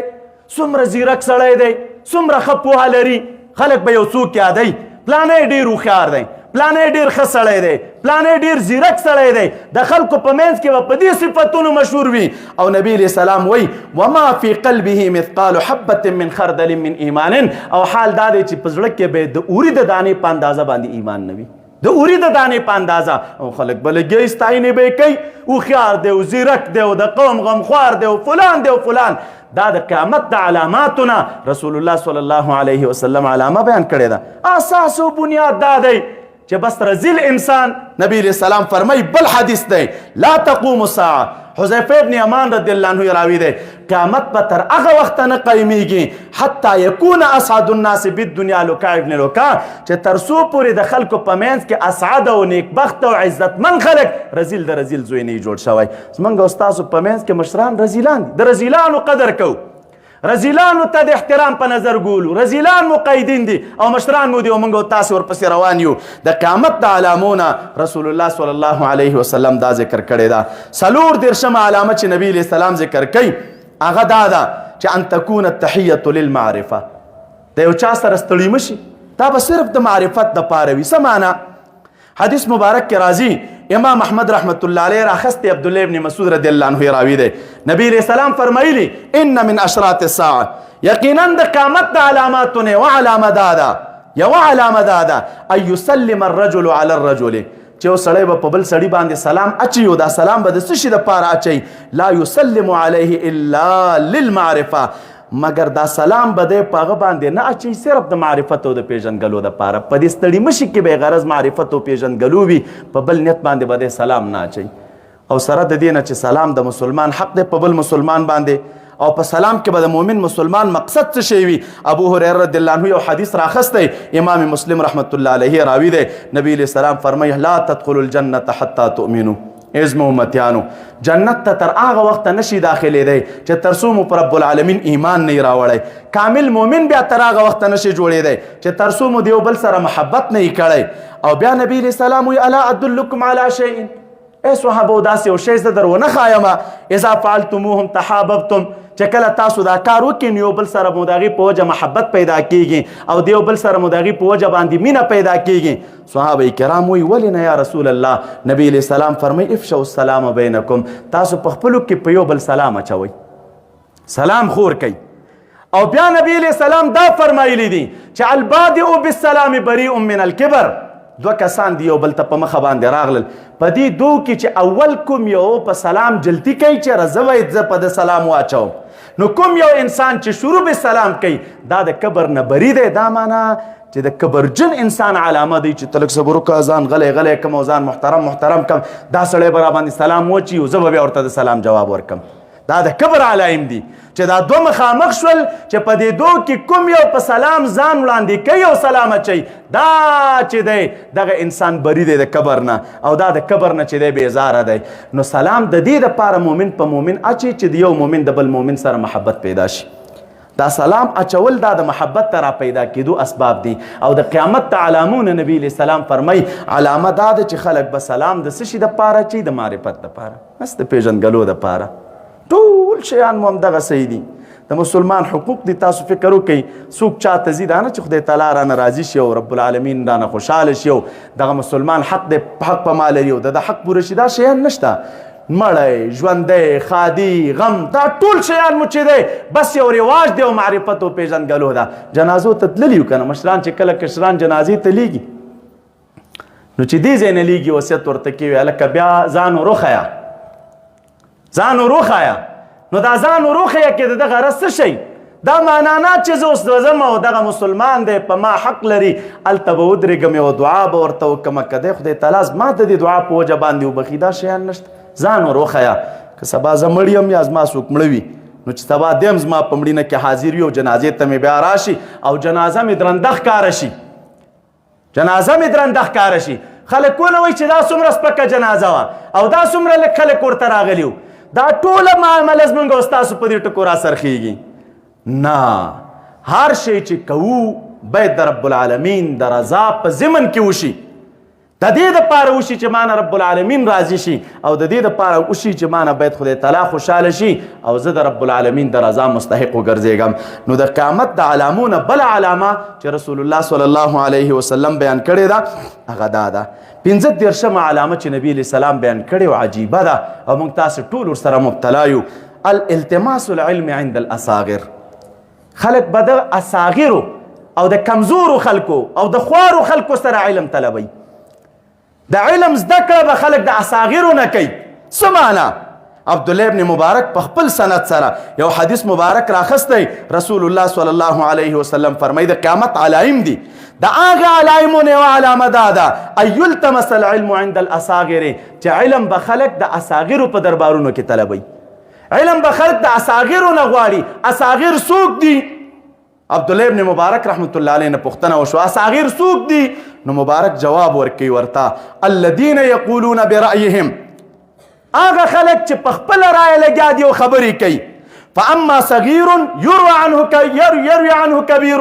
اوس که داسې صغیر وه چې د هغه نه مشر کس روایت کوي نو بیا خو دا ماشوم نه دی. خو صغیر معنا دا ده چې لګیا به یو خبره به کوي او د خبرو په منځ کې به بیا وایي چې ګوره دا خو د کتاب مسله وه او دا زما خپل تحقیق دی. دا د کتاب مسله ده ګوره دا زما خپله خبره ده. دا د کتاب مسله ده او زما رایه دا ده. نو دا که عمر یې ډېر وي او که عمر یې کم وي خو لیکن د چا خبره چې د سلفو د خبرې په مقابل کې وي دې خلکو ته اصاغر ویلی کېږي. د همدې وجې نه طلب د علم د اصاغرو نه دا د قیامت د علامونو یوه علامه ده. تاسو د طالبانو ته فکر وکړئ زه د طالبانو ته وایم داسې یو وخت راغلی او داسې یو حالات دي. پخوا چې به طالبان چېرته تلل درسونه به یې ویلې د هغوی معیار څه شی و؟ کومې مدرسې ته ځم ویل که تصور وکړه هر اړخیزې حالات پکې وګورم. د مدرسې اصول څنګه دي؟ د تربیت طریقې څنګه ده؟ د تقوا معیار پکې څومره دی؟ استادان یې څنګه دي؟ تقواداره دي نه؟ ماحول د تقوا دی که نه دی؟ بیکاره خلک خو پکې نه دي راغونډ. پخوا چې به طالبان تلل انتخاب د درس د دوی دغه ټکی وه. اوس څه شی دی؟ طالب کوم ځای ته خوشحالیږي؟ ته ودرې مدرسې ته ځم لنګر یې څنګه دی؟ یو پوښتنه دی. پارک لري که نه لري؟ دویمه. بازار ته نږدې ده که لرې دی؟ درېیمه. استادان یې څنګه دي؟ سخت خویه خو نه دي؟ غوسه کېږي خو نه دی؟ څلورمه. درس کې ګپ لګوي که نه لګوي دی؟ پنځمه. ډېره پابندي خو به پکې دا د منځونو تلاوتونو د اودسونو نه وي دی شپږمه. دا پوښتنې طالبان په مدرسو کې کوي. اوس طالب کومې مدرسې ته خوشحاله دی؟ کتاب مخې ته کېده کم ملا درس کې ټوکې ډېرې وکړې چاته یې کنځاوې ډېرې وکړلې اپلت یې ډېرې وویلې خنداګانې وکړې او دی یوه خبره وکړي او د اصل 200 ورته ناست وي او ټول ګر سره په یو شریکه باندې یو بړک یې وخاندي ټوکې سره وکړي ملنډې سره ووایي مړه کتاب وایه منځونه دا خو د شیخانو کار دی دا به خپل کار کوي بیا چې وروسته سپین ګیري شوي منځونه به کوئ او کله چې سپین ګیري شولئ بیا به چې دی خپل عبادتونه او نفلونه کوئ اوس کار ستاسو د خپل کتاب سره د خپل کتاب ته کش ورکوئ نو تا چې اول نه طالب ته دا ذهن جوړ کړه چې کار دی د کتاب سره دی او بیا به وروسته منځونه کوي چې دا اوس نه دی بدعمله مخته که په سپین ګیرتوب کې په رب العالمین یقین وکړه که منځونه وکړي دا بیا نه کېږي او سره د دې نه چې انتخاب باید د تقوا په اساس وي داسې زه انتخابول پکار دي د تقوا فیصدي پکې څومره ده د تقوا کچه پکې څومره ده معرفت د رب العالمین پکې څومره دی خشیت څومره دی د استاز نه درس وایم د سره کم دی اخلاق عادات عمل دا پکې څنګه دی د همدې وجې نه حدیث مبارک کې راځي چې العلم دین علم خو دین دی. فانظروا عمن تاخذون دینکم، تاسې لږ وګورئ چې تاسو دا دین د چا نه اخلئ. دا علم زده کړه ده، ته وګوره چې ته علم د چا نه زده کوې. اساس دا دی چې سړی وتله، د هغې نه بعد د علم زده کړه ترې نه وکړه. چې دې تللی نه او هر اوبړق او ټوکو خنداګانو ته خوشحالی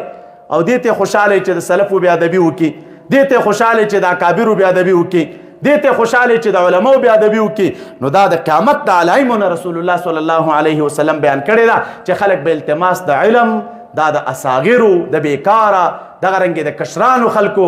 د خود هغه خلک چې خپل مستقل فکرونه لري او مستقلې ویناوې لري په خلاف د وینا د سلفو، د هغې په دربارونو کې کوي. نو دا 15 علایم د قیامت رسول الله صلی الله علیه وسلم موږ تاسو ته بیان کړي. السلام علیکم ورحمة الله وبرکاته.